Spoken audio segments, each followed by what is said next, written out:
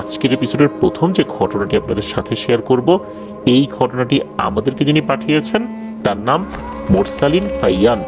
ওনার বাড়ি দিনাজপুর জেলার পার্বতীপুর উপজেলার শালবাড়ি গ্রামে।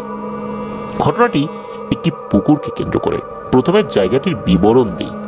গ্রামের পশ্চিম দিকে অতি প্রাচীন প্রায় 5 একর জায়গা জুড়ে শাল পুকুর নামে একটি পুকুর রয়েছে।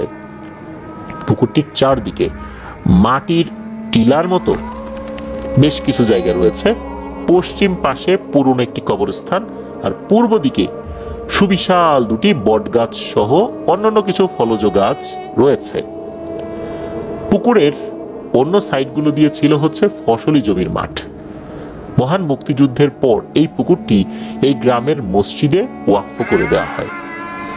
ঘটনাটি ঘটে এই যে মোরসালিন ফাইয়ান ভাইয়ের সম্পর্কে দাদা হন তার সাথে, তার নাম হচ্ছে নুরুল ইসলাম।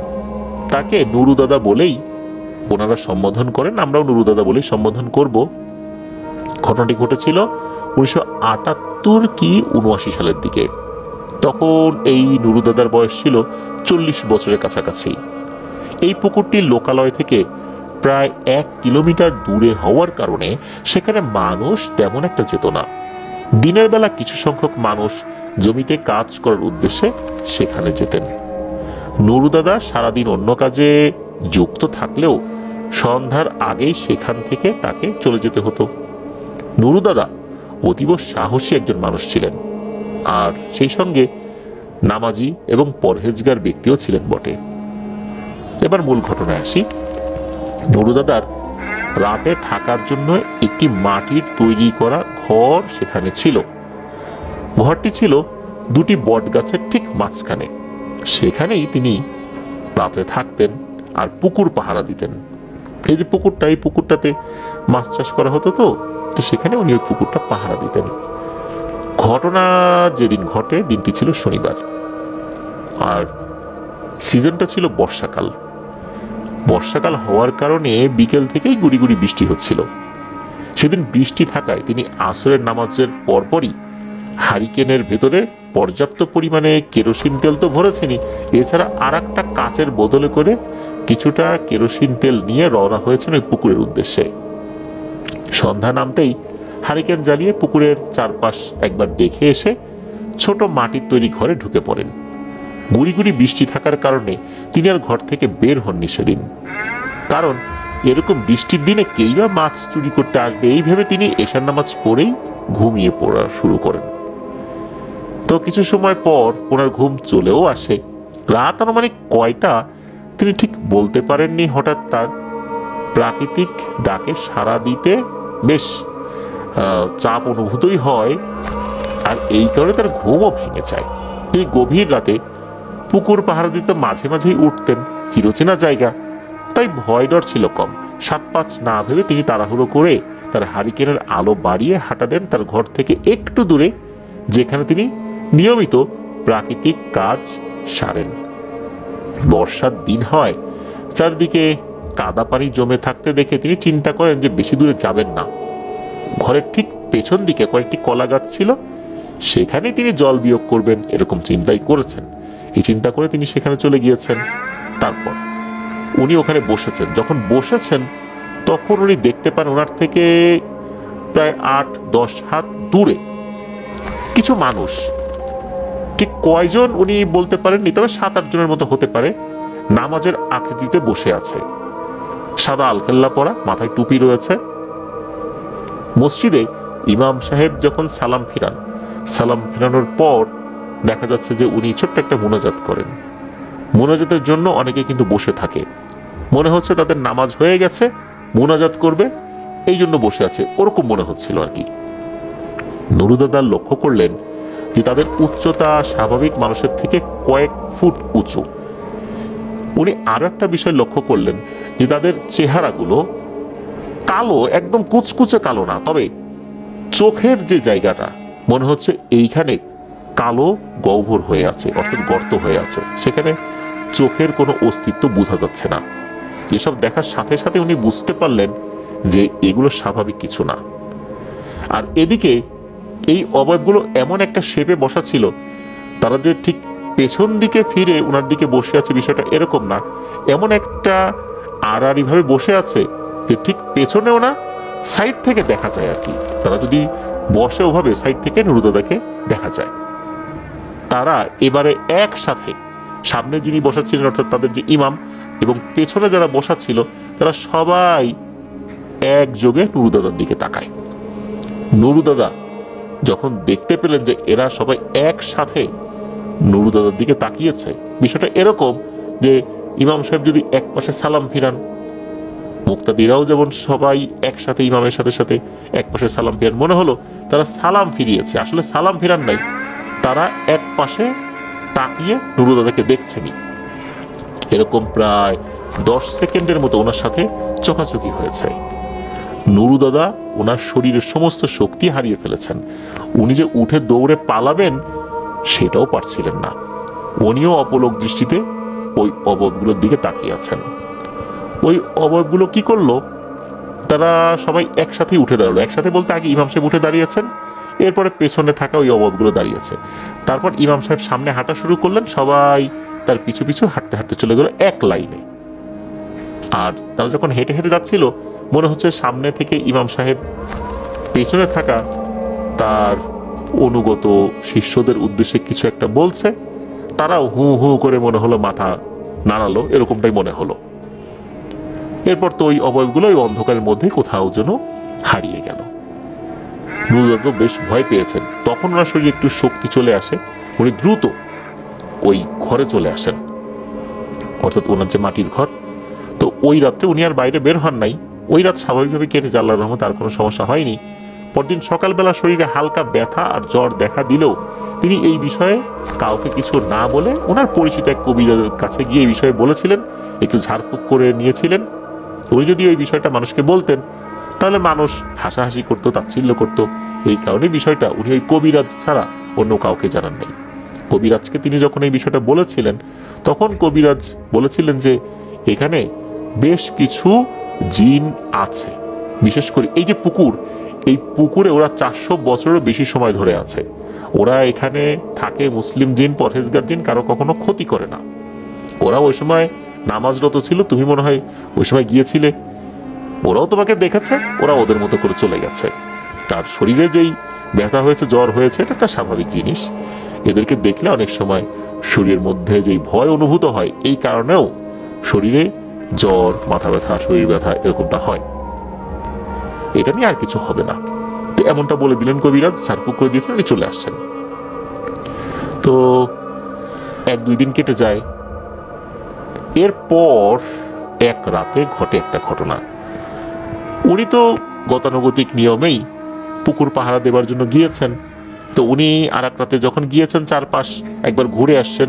ঘুরে আসার পর আবার ওনার যে মাটির ঘরটা রয়েছে ওই বট গাছের ঠিক মাঝখানে, 2 বট গাছের মিডিলে, 2 বট গাছ কিন্তু একদম পাশাপাশিও না, মানে বেশ দূরে দূরে, কিন্তু মাঝখানে ওই মাটির ঘরটা। উনি শুয়ে পড়েছেন। তো রাত আনুমানিক 12টার দিকে একটা নারী কণ্ঠ ওনাকে ডাক দেয়। উনি বুঝতে পারেন এই কণ্ঠটা কার। এই কণ্ঠটা তার স্ত্রীর। ওনার স্ত্রী ওনাকে ডাকতে এসেছেন। মাঝে মাঝে বাসায় ইমার্জেন্সি কোনো বিষয় হলে ওনার স্ত্রী একাই চলে আসেন হাতে হারিকেন নিয়ে ওনাকে ডাকার জন্য। তো এটা নতুন কিছু না। তো ওনার স্ত্রীর ডাকে যখন ঘুম ভেঙে গিয়েছে, তখন উনি কি করেছেন, দরজা খুলে বাইরে বেরিয়েছেন। যখনই উনি দরজা খুলে বাইরে বেরিয়েছেন, তখন দেখেন ভয়ঙ্কর একটা দৃশ্য। এই যে 2টো বট গাছ, এই 2 বট গাছে 2 পা দিয়ে বিশাল আকৃতির একটা দানবীয় অবয়ব দাঁড়িয়ে আছে। আর এমন ভয়ঙ্কর এই অবয়ব, এটা আসলে বুঝিয়ে বলা মুশকিল। এরপর উনি দেখতে পেলেন যে এই অবয়বটা তার অবস্থান পরিবর্তন করলো। উনি যে পুকুরটা পাহারা দিতেন তার থেকে আরো আধা কিলোমিটারের মতো দূরে আর একটা পুকুর ছিল। সেই পুকুরটা অবশ্য এই পুকুরটার মতো এত বড় ছিল না। ওই অবয়বটা সে তার অবস্থান পরিবর্তন করে ওই আধা কিলোমিটার দূরে একটা পুকুরে পা দিয়েছে, আর এইখানে থাকা বড় পুকুরটার ভিতরে একটা পা দিয়েছে। এরপর সে এমন ভয়ঙ্কর ভাবে অট্টহাসি শুরু করলো যে নুরুদাদার কাছে মনে হয়েছিল বাংলাদেশের প্রত্যেকটি মানুষ সেই হাসির শব্দ হয়তো বা শুনতে পাবে। টেকনাফ থেকে তেতুলিয়া যে যত দূরত্বেই রয়েছে না কেন, মানে এমন জোরে ভয়ঙ্কর বজ্র কণ্ঠে হাসছে, মনে হচ্ছে বাংলাদেশের এমন কোনো মানুষ নেই যে এই হাসির শব্দ শুনতে পাবে না, তাদের কানে এই হাসির শব্দ পৌঁছাবে না। তো ওই সময় উনি মুখ দিয়ে দোয়া পড়ার চেষ্টা করলেও কোনোভাবেই আতঙ্কে ওনার স্মরণেও কোনো দোয়া আসছিল না, মুখেও কোনো কিছু উচ্চারিত হচ্ছিল না। এভাবে কতক্ষণ কেটে গেছে ওনার ঠিক মনে নেই। পরদিন সকালবেলা মানুষ যখন মাঠে কাজ করতে যায় তখন নুরুদাদাকে মানুষ অজ্ঞান অবস্থায় দেখে বাড়িতে নিয়ে যান। নুরুদাদা পরে জানতে পারেন যে ওনার 2 দিন কোনো জ্ঞান ছিল না। এরপর ওনার শরীরে এমন জ্বর এসেছিল যে উনি বাঁচার আশা ছেড়েই দিয়েছিলেন। কয়েক গ্রাম দূরে একজন বেশ ভালো মানের রাকির সন্ধান পাওয়া যায়, তাকে নিয়ে আসা হয়। তখন তিনি বলেন যে আপনি যে বেঁচে আছেন এটাই তো বেশি। এই যে যাদেরকে আপনি দেখেছিলেন সেদিন রাতের বেলা, এরা তো অনেকদিন ধরে এখানে আছে, এরা কখনো তো কারো ক্ষতি করে না, তবে আপনারও বুঝে শুনে চলাচল করা উচিত। মূলত আপনাকে একটু ভয় দেখানোর জন্য এসেছিল, এরা বড় ধরনের কোনো ক্ষতি করতো না। এরকম বলার পর ওই হুজুর বেশ কিছু ঝাড়ফুঁক করে দেন। এরপর অবশ্য নুরুদাদা পুকুর পাহারার দায়িত্ব ছেড়ে দেন। এলাকার অনেক মানুষই এই ঘটনা সম্পর্কে জানেন, তবে এই যে অবয়ব যেগুলো ওই পুকুরে বসবাস করে বা আশেপাশে বসবাস করে, এরা কাউকে বড় ধরনের কোনো ক্ষতি করেনি। তবে নামাজের সময় কেউ যদি বিরক্ত করে, এটাই তো যে কেউই বেশ বিরক্ত হবে, এটাই স্বাভাবিক। এটা আমাদের ক্ষেত্রেও হয়। আমরা যখন নামাজে বসি হঠাৎ করে পাশে যদি কারো মোবাইল ফোন বেজে ওঠে, আমরাও তো বিরক্ত হই যে এই লোকটার কি বুদ্ধি শুদ্ধি নেই, মোবাইল ফোনটা কেন সাইলেন্ট করে নামাজে দাঁড়ালো না বা সুইচ অফ করে কেন নামাজে দাঁড়ালো না, এরকম তো আমাদের কাছে মনে হয়। তখন আমরাও কিন্তু বিরক্তি নিয়ে তাদের দিকে তাকাই। এটা যদি আমাদের ক্ষেত্রেই হয়ে থাকে, তাহলে যারা ভিন্ন ডাইমেনশনের প্রাণী, যাদের আচার আচরণ আমাদের থেকে অনেকটাই আলাদা, তাহলে তাদের ক্ষেত্রেও তো বিরক্তি আসাটা একদমই স্বাভাবিক, তাই না? এটাও ওরকমই হয়েছিল। তবে আল্লাহর রহমতে খুব বড় ধরনের ক্ষতি নুরুদাদার হয়নি। এটাই ছিল ঘটনা। ধন্যবাদ জানাচ্ছি মোরসালিন ফাইয়ান ভাইকে আপনার পাঠানো ঘটনার জন্য। আশা করি আপনার কাছ থেকে আমরা আরো অনেক ঘটনা ইনশাল্লাহ পেতে থাকবো। প্রিয় লিসেনার্স, এই ঘটনাটি আমাদেরকে যিনি পাঠিয়েছেন ওনার নাম মোহাম্মদ সৈকত আহমেদ। ওনার বাড়ি বগুড়া জেলার ধুনট উপজেলার চিকাশি ইউনিয়নের একটি গ্রামে। যদিও বা উনি গ্রামের নামটি উল্লেখ করেছেন, তবে উনি আমাদেরকে জানিয়েছেন যে আমরা গ্রামের নামটি প্রকাশ না করি। যার সাথে ঘটনাটি ঘটেছে তিনি এই সৈকত ভাইয়ের দুঃসম্পর্কের দাদা হন। তার মুখ থেকে মূলত উনি ঘটনাটি শুনেছেন। ওনাদের গ্রামেই এই ঘটনাটি দুজনের সাথে ঘটেছে, দাদা এবং তার স্ত্রীর সাথে। সাল 2023 কিংবা 24 হতে পারে, দাদা ঠিক করে সময়টা বলতে পারেন নাই। তো জায়গার বিবরণ আমরা একটু দেই। দাদার বাড়ির 3 পাশে আবাদি জমি আর এক পাশে কয়েকটি বাড়ি। দাদার নাম উনি উল্লেখ করেছেন, তবে আমরা সঙ্গত কারণে বলছি না। দাদার কোনো সন্তানাদি নেই। দাদা সারাদিন মাঠে কাজ করেন। যেহেতু সন্তানাদি নাই, পরিবারের খরচও তো কম, ভালোভাবেই আল্লাহর রহমতে চলছিল। একদিন দাদা সারাদিন মাঠে কাজ করে বাড়িতে এসে ফ্রেশ হয়ে সন্ধ্যার দিকে আবার বাজারে চলে যান। দাদি সন্ধ্যার পর রান্না শুরু করেছেন। এসার পর দাদির হঠাৎ মনে হলো যে একটু ওয়াশরুমে যাওয়ার দরকার। তো উনি ওয়াশরুমে গিয়েছেন। ওয়াশরুমে যাবার পর ফ্রেশ হয়ে যখন বাইরে বের হয়েছেন, তখন ওনাদের এই যে টয়লেটের দক্ষিণ পাশে একটা বাসার রয়েছে, ওই বাসারের দিকে কি মনে করে ওনার নজরটা যায়। ওদিকে নজর যাবার কথা না, মনে হচ্ছে কোনো একটা অদৃশ্য শক্তি তার দৃষ্টিকে আকর্ষণ করার চেষ্টা করছিল, এই জন্যই তার নজরটা ওইদিকে চলে যায়। উনি খেয়াল করেন বাসারের নিচে একটা বৃদ্ধা মহিলা, মনে হচ্ছে বেশ ময়লা টাইপের একটা শাড়ি, সাদা কাপড় ময়লা হয়ে গেলে যেরকম হয় ওই রকম।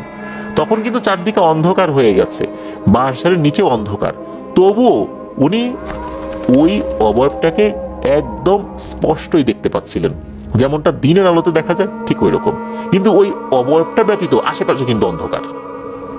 উনি দেখেন ওই অবয়বটা বসে আছে, অনেক সময় বৃদ্ধা মহিলারা যেভাবে মাটির উপর বসে থাকে ঠিক সেভাবেই, আর দাদির দিকে এক দৃষ্টিতে তাকিয়ে আছে। এমন ভাবে তাকিয়ে আছে, সে এক ভয়ানক চাহনি। এই চাহনি দেখে দাদি তো চমকে ওঠেন। তো উনি এটাও বুঝতে পারেন যে এই সময় বাঁশ ঝাড়ে তো কেউ আসবে না, নিশ্চয়ই এটা মানুষ না অন্য কিছু। ওই তো বিকট শব্দে একটা চিৎকার করে ওঠেন। ওনার চিৎকারে আশেপাশে যে বাড়িঘর ছিল সেখান থেকে লোকজন চলে আসে। দাদি কিন্তু তখন অজ্ঞান হন নাই। তো এসে লোকজন দাদিকে জিজ্ঞেস করেন কি ব্যাপার, হঠাৎ কেমন এরকম চিৎকার কেন করলা? তখন দাদি বলেন যে এই ঘটনা, আমি তো এই বাঁশের নিচে একটা বৃদ্ধা মহিলাকে দেখেছি যে আমার দিকে এক দৃষ্টিতে তাকিয়ে আছে। লোকজন ওইদিকে যায়, ওখানে তো কাউকে খুঁজে পাওয়া যায় না, আর যাবার কথাও না, কারণ এই ধরনের অবয়বগুলো মানুষের উপস্থিতিতে আর সেভাবে দেখা দেয় না। লোকজন গিয়ে তো খুঁজেও পায় না। এর কিছুক্ষণ পর দাদাও বাজার থেকে বাড়িতে চলে আসে। তখন দাদি দাদাকে পুরো ঘটনাটা খুলে বলে, এই ঘটনা। দাদা তো কিছুতেই বিশ্বাস করতে চানই না এই ধরনের ঘটনা ঘটেছে। উনি চিন্তা করছে হয়তো মনের ভুল, তাছাড়া সত্যি সত্যি ওদিক দিয়ে কেউ হেঁটে যেতেই পারে, ক্লান্ত হয়ে ওখানে বসতেই পারে, এ নিয়ে এত ভয় পাবার কি আছে, এটা দাদা বুঝতে পারছেন না। উনি দাদিকে সান্ত্বনা দিচ্ছেন। দাদার মাথায় কিন্তু তখন এটা আসছে না, অন্ধকারের মধ্যে ওই অভাবটাকে তো স্পষ্ট দেখতে পাওয়ার কথা না। দাদি কিভাবে বুঝতে পারলেন এটা? যাই হোক, দাদা তো দাদিকে সাহস দেবার জন্য নিজের মতো করে বোঝালেন। 3-4 দিন পর এক রাতের ঘটনা। রাতের বেলাতেই দাদা গরু ছাগল গোয়ালে তুলতে যাবেন, এমন সময় দাদা খেয়াল করলেন ওনাদের যে খড়ের গাদা রয়েছে, অনেকে আমরা খড়ের পালা বলি, বিভিন্ন অঞ্চলে এটাকে খেরের পালাও বলে। তো এই খড়ের গাদা, এই গাদার উপরে মনে হচ্ছে একটা বাচ্চা উল্টো হয়ে বসে আছে, মানে তার দিকে পিঠ ফিরিয়ে বসে আছে। উনি চিন্তা করলেন যে এই রাতে এই বাচ্চাটা কোথা থেকে আসলো, আর এতটুকু বাচ্চার পক্ষে তো এত উঁচু খড়ের গাদার উপর ওঠাও সম্ভব না। উনি এই বিষয়টা চিন্তা করে একটু ভয় পান। তখন ওনার কাছে থাকা গ্যাস লাইট যেটা ছিল আর কি, যে লাইটারটা, এটা জ্বালিয়েছেন। তখনই নাকি ওই বাচ্চাটা মুহূর্তের মধ্যেই মনে হলো বাতাসের সাথে মিলিয়ে গেল। এই দৃশ্য দেখার পর দাদা পরদিন একটা কবিরাজের কাছে যান। কবিরাজ তখন দাদাকে বলেন যে তোমাদের বাড়ির জায়গাটা তো ভালো না, একটু সাবধানে থাকবে, ওরা মাঝে মাঝে মানুষের সামনে দেখা দেয়, তবে তোমাদের যে স্বামী স্ত্রী এই দুইজনের রাশিটাই এমন যে তোমরা মাঝে মাঝে এই ধরনের জিনিস দেখতে পাবে, তবে দেখলে খুব বেশি ভয় পাবার দরকার নেই। আবার এমনও হয় যে ওরা নিজেরাও বুঝতে পারে না যে তোমরা তাদেরকে দেখছো। ওই হুজুর বেশ ঝাড়ফুঁক করে দেন। উনি কবিরাজ ছিলেন মতো, তবে ওই ধরনের কবিরাজ না, বেশ হুজুর গোছের মানুষ আর কি। উনি ঝাড়ফুঁক করে দিয়েছেন। এরপর আল্লাহর রহমতে তেমন কোনো সমস্যা না হলেও এই ধরনের প্যারানরমাল বিষয়ের উপস্থিতি ওনারা হালকা পাতলা বুঝতে পারেন।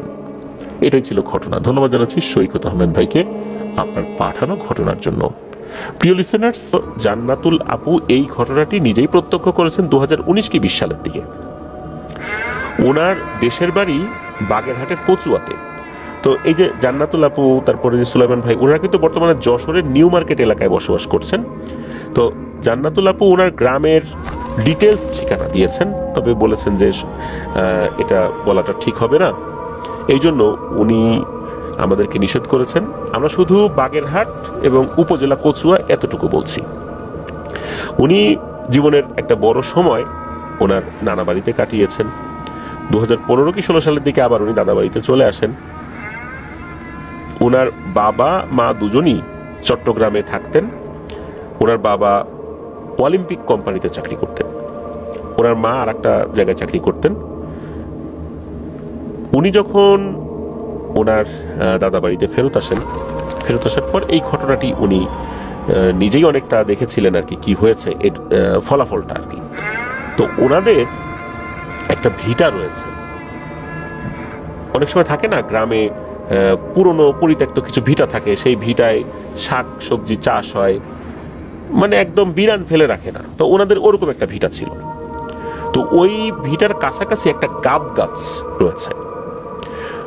কথিত আছে এই গাব গাছের নিচে নাকি 1 কলস স্বর্ণের টাকা রয়েছে বা মোহর রয়েছে, কিন্তু এটা কেউ নিতে পারে না। কেন নিতে পারে না সেটা নিয়েও এক রহস্য। অনেককেই নাকি এই টাকা নেয়ার জন্য কোনো এক অশরীরী লোভ দেখায়। অনেকে নাকি সে টাকা পেয়েছে, কিন্তু পাবার পর যেটা হয়েছে সেটা হচ্ছে যিনি পেয়েছেন তিনি চিরদিনের জন্য উন্মাদ হয়ে গেছেন। মারা গিয়েছেন বিষয়টা এরকম না, তবে উন্মাদ হয়ে গেছেন, যা কোনো চিকিৎসাই ভালো হয়নি। কোনো এক সাপুরিয়া এসে জানিয়েছিলেন যে এইখানে যেই কলসটা রয়েছে এবং কলসের মধ্যে যেই স্বর্ণের টাকা রয়েছে বা মোহর রয়েছে, এটা কেউ সহজে নিতে পারবে না। আর এটা যার দায়িত্বে আছে সে অনেককেই লোভ দেখাবে, লোভ দেখিয়ে তার স্বার্থ হাসিল করার চেষ্টা করবে, কিন্তু কাউকে দেবে না। দেবে কিন্তু একটা মোহরও কেউ খরচ করতে পারবে না, পরে সেটা হারিয়ে যাবে বা অদৃশ্য হয়ে যাবে। মাঝখান থেকে যেই ব্যক্তিটা এটা নিয়ে আসছে সে পাগল হয়ে যাবে। হচ্ছিলও তাই। অনেককেই নাকি লোভ দেখাতো, বলতো যে কাউকে বলবি না, নিয়ে আসবি। তো নিয়ে আসার পর যখন পাগল হয়ে গেছে তখন তার পরিবার থেকে জানা গিয়েছে যে এই ঘটনা সে ঘটাইছে। পরবর্তীতে সে নিজেও বলছে একবারে তো একদম বদ্ধ উন্মাদ হয় না, আস্তে আস্তে পাগল হয়ে গেছে আর কি। তো এইভাবে বিভিন্ন রকম ঘটনার প্রেক্ষাপটে মানুষের কাছে এই বিষয়টা জানাজানি হয়ে যায়। কোনো এক সাপুরিয়া নাকি বলেছিল যে এটা সেই পাবে যার শরীরে 21টা আঙ্গুল রয়েছে। আমাদের হাত পা মিলিয়ে কিন্তু 20টা আঙ্গুল, ডান হাত বাম হাত মিলিয়ে 10টা আঙ্গুল, আবার ডান পা বাম পা মিলিয়ে 10টা আঙ্গুল। অনেক সময় দেখা যায় কারো 21টা আঙ্গুল রয়েছে, কোনো কোনো আঙ্গুলের সাইড দিয়ে আর একটা আঙ্গুল হয়ে যায়। এটা কিন্তু সচরাচর দেখা যায় না, বিভিন্ন অল্প কিছু মানুষদের কিন্তু এই সমস্যাটা থাকে আর কি। তো ওই সাপুরিয়া বলেছিল যে এইটা যেই ভিটার, যাদের ভিটা আর কি, ওই বংশের যদি কারো 21টা আঙ্গুল থাকে সে শুধু নিতে পারবে, এছাড়া অন্য কেউ নিতে পারবে না। অনেককেই লোভ দেখাবে কিন্তু কেউ সেটা ধরতে পারবে না, আর যেই ধরবে সে তো শেষ। এটা তো আমরা হিস্ট্রি বললাম যে এটা প্রচলিত আছে কথাটা, কোন এক সাপুরিয়ার মাধ্যম দিয়ে এটা মানুষজন জেনেছিল। তো এবার আসি এই জান্নাতুল আপুর আব্বুর দাদির ঘটনায়। উনি এক রাতের স্বপ্নে দেখেছেন। স্বপ্নে দেখেন যে কেউ বলছে এই তুই গাব গাছের কাছে চলে আয়, তোকে 1 কলস স্বর্ণের মোহর দেব, আর তুই যেটা করবি সেটা হলো জোড়া নারকেল আমাকে দিবি, আর কিছু করতে হবে না। আর একটা ছোট কাজ করতে হবে, এখানে আসার আগে একটু সিন্নি রেঁধে ছোট ছোট বাচ্চাদেরকে খাইয়ে দিবি। ও সময় সিন্নি বলতে যেটা বোঝায় সেটা হচ্ছে এই যে গুড় বা চিনি দিয়ে চালের মধ্যে দিয়ে এক ধরনের পায়েস রান্না করা হতো, দুধ গুড় অথবা চিনি দিয়ে। গ্রামের মসজিদগুলোতে বিভিন্ন সময় দেখা যেত যে শুক্রবারে জুম্মার নামাজের পর কলা পাতা বা অন্য কোনো কিছুতে এই সিন্নিগুলো দেয়া হতো। অনেক সময় দেখা যেত যে বাচ্চারা এটা খুব পছন্দ করতো আর কি। এখন তো খুব একটা এটা দেখা যায় না। তো ওই রকমই নির্দেশনা দেওয়া হয় তাকে। উনি অবশ্য এটা করেন নাই, উনি আর একজনের সাথে বিষয়টা শেয়ার করেছেন, ওনারই পরিবারের আরেকজনের সাথে, যে চল চল যাই ওইটা নিয়ে আসি, আমার না স্বপ্নে দেখাইছে। তখন সেই ব্যক্তি আবার বলেছেন, তার নামটা বলছি না যেহেতু বলতে নিষেধ করছেন, উনি আবার বলেছেন যে তুমি কি পাগল হয়ে গেছো? তুমি জানো না যে ওই গাব গাছের ওই টাকার কথা? কত মানুষ পাগল হয়ে গেছে ওই জিনিস আনতে গিয়ে, কত মানুষকে লোভ দেখাইছে, আজ পর্যন্ত কেউ পাইছে? যারাই বাড়িতে নিয়ে আসছে এরাই পাগল হয়ে গেছে। তোমার আবার কি হয়ে গেল হঠাৎ করে যে তুমি এই স্বপ্নটা দেখার পর তোমার এটা নেয়ার ইচ্ছা জাগলো? খবরদার ওইদিকে যাও না। তো এটা ওনার পরিবারের একজন সদস্য না করে দেন যে উনি সাথে যাবেন না। এরপর ঘটে আর একটা ঘটনা, সেটা হলো যে উনি কিভাবে ওই জিনিসটা নিয়ে বাড়িতে আসছে, আর ওই যে সিন্নি দিতে হবে এটা উনি করেন নাই। আর স্বপ্নের মধ্যে ওই যে জোড়া নারকেল দেওয়ার প্রতিশ্রুতি উনি দেন নাই। জোড়া নারকেল বিষয়টা আসলে কি ইন্ডিকেট করে, ইতিপূর্বে বিভিন্ন ঘটনার মাধ্যম দিয়ে কিন্তু আমরা জানতে পেরেছি। সেটা হচ্ছে জোড়া নারকেল মানে হলো যে তার 2টো ছেলে সন্তান তাকে নিয়ে যাবে, এর বিনিময়ে জিনিসটা তাকে দেবে। উনি কিন্তু স্বপ্নের মধ্যেও রাজি হন নাই, আর ওই যে সিন্নির যে ব্যাপারটা এটা উনি দেন নাই। এরপর উনি শেয়ার করছেন, পরিবারের একজন সদস্য না করে দিয়েছে, উনি আবার অন্য কারোর সাথে শেয়ার করেন নাই। এরপর কোনো একটা সময়ে উনি নাকি গিয়েছেন, ঠিক কোন সময় গিয়েছেন, কি হয়েছে এই বিষয়ে আসলে বিস্তারিত উনি বলেন নাই। উনি নাকি ওই গাব গাছের কাছে গিয়ে দেখেন যে ওইটার উপর একটা স্বর্ণের কলস না, এমনি কলস, তার ভিতরে স্বর্ণের মোহর বা টাকা আর কি। ওইটা উনি বাড়িতে নিয়ে আসছেন। বাড়িতে নিয়ে আসার পর ওনার মধ্যে পাগলামির সিমটম গুলা দেখা যায়। যখন এটা হয়েছে তখন ওই যে উনি পরিবারের যার সাথে শেয়ার করেছিলেন, উনি তখন সন্দেহ করছেন যে এই ঘটনা কি রে। তখন এই জান্নাতুল আব্বুর দাদিকে বলছেন, এই তুমি কি ওই কলস নিয়ে আসছিলা? তখন উনি হাসতে হাসতে বলে যে হ্যাঁ আনছিলাম তো, ওই সেটা ওই জায়গায় রাখছি। ওখানে গিয়ে দেখে সেই জিনিস নাই। এরপর আস্তে আস্তে তার এই পাগলামির সিমটম গুলো বাড়তে থাকে। আস্তে আস্তে উনি একদম বদ্ধ পাগল হয়ে যান। কোনো চিকিৎসায় সেটা ভালো হয়নি। পরেও কিন্তু এরকম ভাবে পাগল হয়েছে এমন লোক আছে। গাব গাছের নিচে থাকা, মাটির নিচে থাকা এই যে কলস রহস্যের যে ব্যাপারটা, যে গুপ্তধনের ব্যাপারটা, এটা কিন্তু এখনো প্রচলিত আছে ওইখানে। এখনো নাকি কেউ কেউ স্বপ্নে এটা দেখে, দেখার পর ওইটা নিয়েও আসে, নিয়ে আসার পর সে উন্মাদ হয়ে যায়। মারা যায় নাই কেউ, বাট উন্মাদ হয়ে গেছে। এটা কিন্তু এখনো এটা চলমান রয়েছে। ঘটনাটা এ পর্যন্তই ছিল। এবার আসেন আমরা চলে যাব এই জান্নাতুল আপুর হাজবেন্ড সুলাইমান ভাইয়ের ঘটনায়। তো সুলাইমান ভাই যেই ঘটনাটি আমাদের সাথে শেয়ার করেছেন, এই ঘটনাটি ঘটেছিল 1980-র দশকের একদম শুরুর দিকে। তো ওনার নানা নানির সাথে ঘটনা ঘটেছিল। ওনার যিনি নানা, উনি আসলে খুব দরিদ্র মানুষ ছিলেন, খুব অভাব অনটন নিয়েই ওনাকে চলতে হতো। পরিবারে 5 মেয়ে 2 ছেলে, আবার ওনার স্ত্রী। তাহলে উনি সহ কয়জন হলো? 9 জনের একটা সংসার। 7টা তো সন্তান, উনি আছেন 8 জন, ওনার স্ত্রী একজন, 9 জন। উনি কি কাজ করতেন? উনি বাসের হেল্পারি করতেন। বাসের হেল্পারি করে লোকাল এরিয়াতে কয় টাকাই পাওয়া যায়। উনি তো অন্য কোনো কাজ করতে পারতেন না। উনি বেশ উঁচু লম্বা ছিলেন, প্রায় 6 ফুট উচ্চতার ছিলেন। তো উনি অনেক কষ্টে টাকা পয়সা উপার্জন করতেন। দেখা যেত যে রাতের বেলা যখন বাস বন্ধ হয়ে যেত, মানে শেষ, লাস্ট ট্রিপ শেষ বা ওনার ডিউটি শেষ, সারাদিন উনি যেটা উপার্জন করেছেন সেইটা দিয়ে উনি বাজারঘাট করতেন। বাজারঘাট করার পর সেটা মূলত এমনভাবে করতেন একদিন চলে, দ্বিতীয় দিন যে ওনার সেই বাজারের কোনো অংশ দিয়ে রান্না করা যাবে এমন অবস্থা হতো না। 9 জনের একটা সংসার, এইটা 3 বেলা খাইতে গেলে কত টাকা খরচ হয়? 1980-র দশকের শুরুর দিকেও যদি আমরা চিন্তা করি তার ইনকাম কতটুকু ছিল, যদিও বা সে সময় জিনিসপত্রের দাম কম ছিল, কিন্তু ইনকামও তো কম ছিল। আর এখনকার প্রেক্ষাপটে তো আমরা যদি চিন্তা করি যে 9 জনের একটা সংসারে বাচ্চা কাচ্চা সহ 3 বেলা খাবার খেতে কত টাকা লাগে, এত টাকা উপার্জন করা একটা মানুষের পক্ষে বাসের হেল্পারি করে আসলে কি সম্ভব? কতটা কষ্ট হতো। এই জন্যই কিন্তু দিন আনে দিন খায় এমন একটা অবস্থা। রাতের বেলা বাজার করতো, পরের দিন দুপুর পর্যন্ত টেনে টুনে চলতো। আর রাতের বেলা ওনার না ফেরা পর্যন্ত চুলায় আগুন জ্বালানোটাও একটা কঠিন ব্যাপার হয়ে যেত। অধিকাংশ সময় চুলায় আগুন জ্বালানো যেত না, ওনার অপেক্ষায় থাকতে হতো।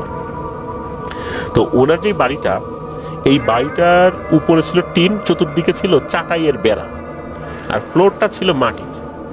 বেশ বড় একটা উঠোন ছিল, উঠোনের সামনের দিকে ছিল বেশ ঝোপঝাড় জঙ্গলের মতো, আর তার ওই পাশেই একটা নদী ছিল। তো এটা ছিল মোটামুটি ওনার বাসার অবস্থান। একটাতে হয় কি যে উনি ওই দিন মোটামুটি বেশ ভালোই টাকা পয়সা পেয়েছেন আর কি। ওনার বাসের মালিকও কিছু এক্সট্রা বকশিস দিয়েছেন, যাত্রীও ভালো পাওয়া গেছে।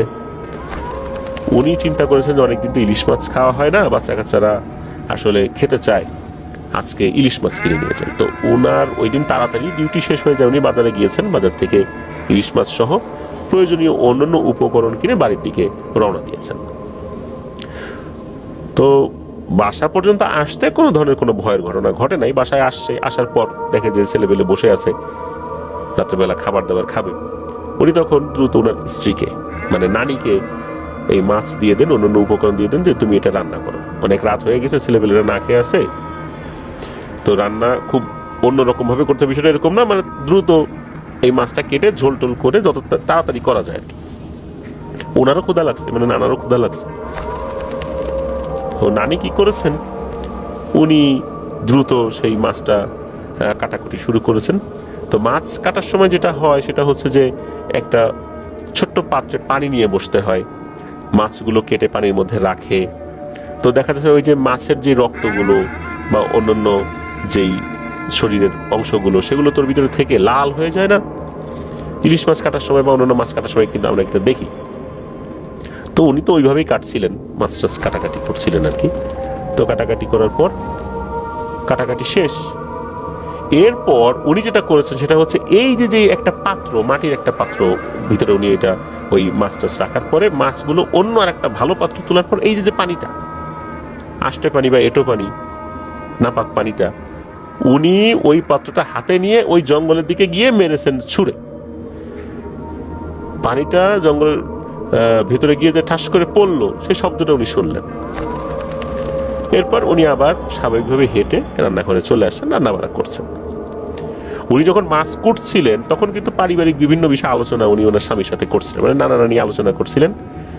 আর এই যে সুলাইমান ভাইয়ের মা, উনি কিন্তু ওই যে ভাই বোনদের সাথে বসেছিলেন। তখন তো আসলে ওনার বিয়ে শাদী হয়নি, তখন ওনার বয়স কম। এদিকে সুলাইমান ভাইয়ের নানা লক্ষ্য করলেন যে একটু আগেই বিভিন্ন বিষয়ে আলোচনা হচ্ছিল, এখন ওনার স্ত্রী মানে সুলাইমান ভাইয়ের নানি, উনি রান্নাঘরে বসে রান্নাবাড়া করছেন কিন্তু কোনো কথা বলে না, একদম চুপ, মনে হচ্ছে যে তার মেজাজ টেজাজ খুব গরম। চিন্তা করলেন যে কি ব্যাপার, হঠাৎ করে মেজাজ কি হইল, কথা টথা বলে না। উনি ডাকছেন যে এই কি হইলো, চুপচাপ কেন, কোনো উত্তর আসে না। উনি চিন্তা করছেন যে হয়তো বা মনোযোগ দিয়ে রান্নাবাড়া করছে, উনি আর বিরক্ত করতেছেন, উনিও চুপচাপ বারান্দায় বসে আছেন আর কি, ছেলেপেলেদের সাথে কথা বলতেছেন। এভাবে বেশ অনেকটা সময় পার হয়ে যায়। তো চুলা তো মাটির ছিল দুটা, মাটির চুলা দুটা ছিল, একটা চুলাতে ভাত বসিয়েছিলেন আর একটা চুলাতে তরকারি। ভাত কিন্তু হয়ে গেছে, মূলত ওই মাছ যখন কোটাকুটি করছিলেন তখনই ভাতটা বসিয়ে দিয়েছিলেন আর কি। চাল নিয়ে আসছে, সাথে সাথে ভাত বসিয়ে দিয়েছে, চাল ধুয়ে। আর মাছের রান্নার যে ব্যাপারটা সেটা তো চলছিল, এদিকে মাছ রান্নাও হয়ে গেছে। তখন এই নানা বলছেন যে এই কি হইলো, বাচ্চাগুলো তো না খেয়ে বসে আছে অনেকক্ষণ, আমরা না হয় পরে খাইলাম, তুমি একটু তাড়াতাড়ি ভাতটা বাড়ো, ওদেরকে খাবার টাবার দাও। তখন নানি উনি কোনো কথা বলেন, চুপ। কিন্তু তখন থেকে ওনার ভিতরে একটা মনে হচ্ছে যে একটা শব্দ ওনার ভিতর থেকে বের হয়ে আসছে, এক ধরনের গোংরানোর শব্দ, এটা বারবার বের হয়ে আসছে। উনি চিন্তা করলেন, মানে নানা চিন্তা করলেন যে কি ব্যাপার, ঘটনা কি, এ আবার এরকম শুরু করলো কেন, কি হইলোটা কি, রাগ করলো নাকি? উনি তো রাগের কিছু বলেন নাই। তখন উনি আবার একটু এগিয়ে যান, এগিয়ে গিয়ে বলে যে কি ব্যাপার, তোমাকে না বললাম যে বাচ্চারা না খেয়ে বসে আসছে, একটু তাড়াতাড়ি করো, ভাতটা বাড়ো। তখন এই নানি উনি ভয়ঙ্কর দৃষ্টি নিয়ে নানার দিকে তাকান। নানা যখনই নানির চোখের দিকে তাকিয়েছেন, নানাও ভয় পেয়ে যান। দেখেন যে ওনার চোখ দুটো, মানে নানির চোখ দুটো একদম লাল টকটকে, মানে এত লাল কোনো মানুষের চোখ হয় না। হ্যাঁ, হতে পারে যদি চোখে, পুরো চোখের সাদা অংশে রক্ত জমে যায়, গাঢ় রক্ত জমে যায়, তখন সেরকম লাল হতে পারে। ওই রকম লাল চোখ যখন উনি দেখেছেন তখন তো ভয় পেয়েছেন যে কি ব্যাপার, কি হলো। এরপর নানা বলছেন যে এই তোমার চোখের এই অবস্থায় কেন, কি হয়েছে, আর কথা বলো না কেন, এরকম গোঙানির মতো শব্দ করতেছো কেন? তখন এই নানি কি করেছেন, একটা চামচ, এই চামচ তুলে নানাকে মারতে আসছেন। নানা তো অনেক উঁচা লম্বা মানুষ, আর নানার সাথে নানি কখনোই এই বিয়ের এত বছরে এই ধরনের আচার আচরণ করেননি। হঠাৎ করে এরকম চামচ তুলে তেড়ে মারতে আসছেন আর বলতেছে তোরে তো মাইরে ফেলবই, সাথে সাথে এই বাড়িতে যেই ছানা পোনা যেগুলো আছে এগুলোরও মারবো। তোর এত বড় সাহস, তুই আমার ধমক দিস? এই বলে মারতে আসছে। যখনই মারতে আসছে আর এই ধরনের অদ্ভুত রকমের ভয়েসে উনি কথা শুনেছেন, উনি তো বুঝতে পারছেন যে ঘটনা তো কিছু একটা ঘটছে। যেহেতু বাড়ির পাশে নদী, আবার জঙ্গল আছে, আবার ইলিশ মাছ কাটাকুটি করছে, এরপর সেটার পানি ফেলছে, উনি কিন্তু বুঝতে পারছেন। উনি আর কাল বিলম্ব না করে এক দৌড়ে চলে গেছেন ওনার বাসার থেকে কয়েক বাড়ি পরে আর একটা বাড়িতে। ওই বাড়িতে একজন কবিরাজ থাকতেন। তো ওই কবিরাজ মোটামুটি ভালো ছিল, উনি অনেক বড় মাপের কবিরাজ, বিষয়টা এরকম না, এই টুকটাক জিনভূত সারানোতে উনি মোটামুটি নাম করেছিলেন আর কি। অনেক জটিল ধরনের সমস্যা না পারলেও টুকিটাকি সমস্যাগুলো এরকম উনি পারতেন। এক দৌড়ে ওখানে চলে গেছেন, গিয়ে বলছেন যে একটু তাড়াতাড়ি আসেন, আমার বউর অবস্থা তো কেমন কেমন যেন দেখতেছি, বাচ্চা কাচ্চাগুলো রেখে চলে আসছি, তাড়াতাড়ি আসেন, কোনো একটা অঘটন ঘটে যাওয়ার আগে যাইতে হবে ওখানে। তো উনিও দ্রুত ওনার কিছু উপকরণ, যেটা হাতের কাছে থাকে একটা ঝোলা থাকে, ওইটা নিয়ে উনি দৌড়ে চলে আসছেন। তা আসতে তো 1 মিনিট 1.5 মিনিট লাগে আর কি। চলে আসার পর দেখা যাচ্ছে যে নানি ওই রান্নাঘরে ওখানে বসে আছেন, ওরকম গোঙাচ্ছে, ভয়ঙ্কর গজরানির শব্দ হচ্ছে। উনি ওনার ছেলেমেয়েদের উপর অ্যাটাক করেন নাই ওই সময়। এরপর কবিরাজ এসে তো বুঝতে পারছেন যে কিছু একটা ঘটনা ঘটছে। কবিরাজের কাছে গিয়ে, কবিরাজ তার কাছে গিয়ে মানে নানির কাছে গিয়ে বলতেছেন যে, এই তুই কে, এই মেয়েকে ধরছিস কেন, বল, এ কি ক্ষতি করছে তোর? কোনো কথা বলে না।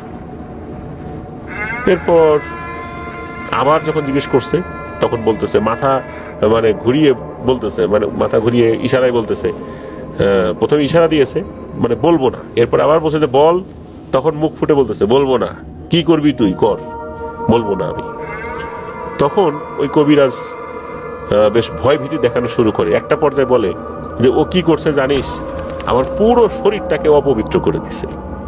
এটা কোনো মানুষের কাজ হইতে পারে? এত রাতের বেলা কেউ মাছের আষ্টে রক্তওয়ালা পানি এইভাবে কেউ রাতের বেলা জঙ্গলের দিকে ছুঁড়ে মারে? এটা কি কোনো মানুষের কাজ? তখন কবিরাজ তো বুঝতে পারছে, এখন ওই যে যিনি নানা উনিও বলছেন যে ইলিশ মাছ তো নিয়ে আসছিলাম, এই ব্যাপার স্যাপার নিশ্চয়ই ঘটনা ঘটছে। তখন ওই কবিরাজ বলে, তো আসলে বুঝতে পারে নাই, ও তো ভুল করছে রে, মাফ করে দাও। তখন নানির ভিতরে থাকা ওই জিনটা বলে যে, না রে, এটা ভুল না, রাতের বেলা এই ধরনের নোংরা ফেলা এটা তো কোনো ভুলের কাজ না, এটা তো সবাই জানে, ও কেন জানে না? এটা তো নতুন কোনো বিদ্যা না যে তাকে নতুন করে শিখতে হবে। ও গ্রামে বড় হয়েছে, এটা জানে না রাতের বেলা এইভাবে ময়লা আবর্জনা ফেলা যায় না? আমরা ঘোরাফেরা করি, আমাকে যে অপবিত্র করে দিল, কাজটা কি ভালো হইলো? আমি যদি ওকে কোনো শাস্তি না দিয়ে চলে যাই, ও তো এই কাজ আবার করবে, সুতরাং আমি ওকে শাস্তি দেবই। তখন কবিরাজ বলেছে, আরে ও আসলে বুঝতে পারে নাই, ওর ছোট ছোট এতগুলো বাচ্চা কাচ্চা আছে, এখন তুমি যদি ওর এরকম শাস্তি দিতে থাকো, এই বাচ্চাগুলোর কি হবে? তখন তো সমস্যা হবে, এদের দেখাশোনা করার তো লোক নাই। ওর বাবা সারাদিন বাইরে থাকে, বাসের হেল্পারি করে, তাকে সারাদিন বাইরে থাকতে হয়, চাইলেই তার বাসায় আসতে পারে না, সুতরাং ওকে মাফ করে দাও। এখন কোনোভাবেই নাকি সে যাবে না। একটা পর্যায়ে কবিরাজ বিভিন্ন ধরনের পদ্ধতি অবলম্বন করে তাকে বিতাড়িত করে। তবে বিতাড়িত করার পর পরবর্তীতে অন্য ধরনের কোনো সমস্যা হয়েছিল কিনা খুব একটা জানা যায় না। তো না, উনি কিন্তু 2025 সালের 10ই এপ্রিল মারা গিয়েছেন। তো সুলাইমান ভাই তার নানার জন্য দোয়া চেয়েছেন, তা আমরা দোয়া করি যেন আল্লাহ তাআলা তার ভুল ত্রুটি ক্ষমা করেন, জান্নাতুল ফিরদৌসের মেহমান হিসাবে কবুল করেন। চলুন ঘটনায় চলে যাই। মূলত এই ঘটনাটি জয় বড়ুয়া ভাই সংগ্রহ করেছিলেন একজন হুজুরের কাছ থেকে। সেই হুজুর আজিজ হুজুর নামেই মানুষের কাছে বেশি পরিচিত।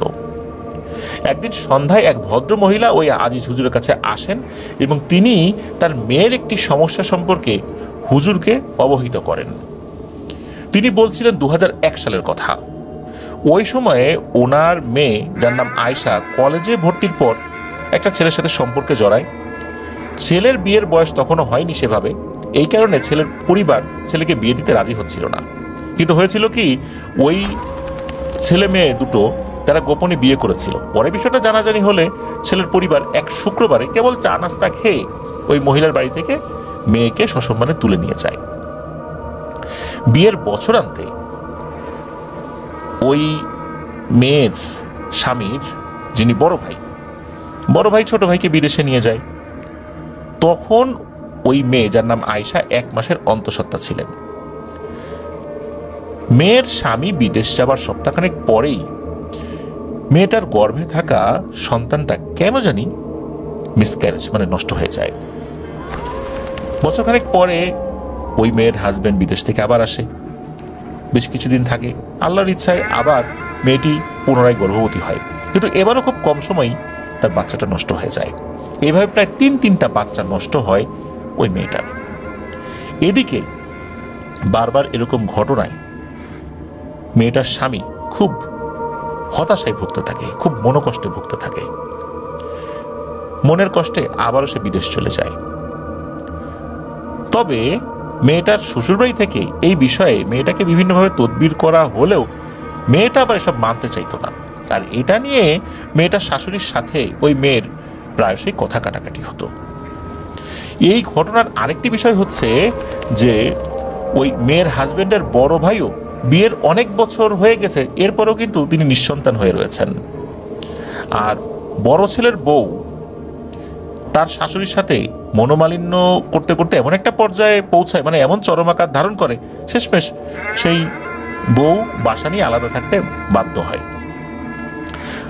বড় ভাইয়ের বউয়ের এই ঝামেলা তো চলছিল, এদিকে সন্তানের একটা হাহাকার তো ওই বাড়িতে ছিল। মূলত এই কারণেই এই মেয়েটাকে, মানে আয়েশা নামের মেয়েটাকে হুটহাট করে তার শাশুড়ি আসলে তুলে নিয়ে যায় ছোট ছেলের জন্য, যে যা করে ফেলছে, বিয়ে শাদী করে ফেলছে, এখন তুলে নিয়ে আসি। সবকিছু ঠিকঠাকভাবে চলছিল, কিন্তু সমস্যা আরো জটিল হয় যখন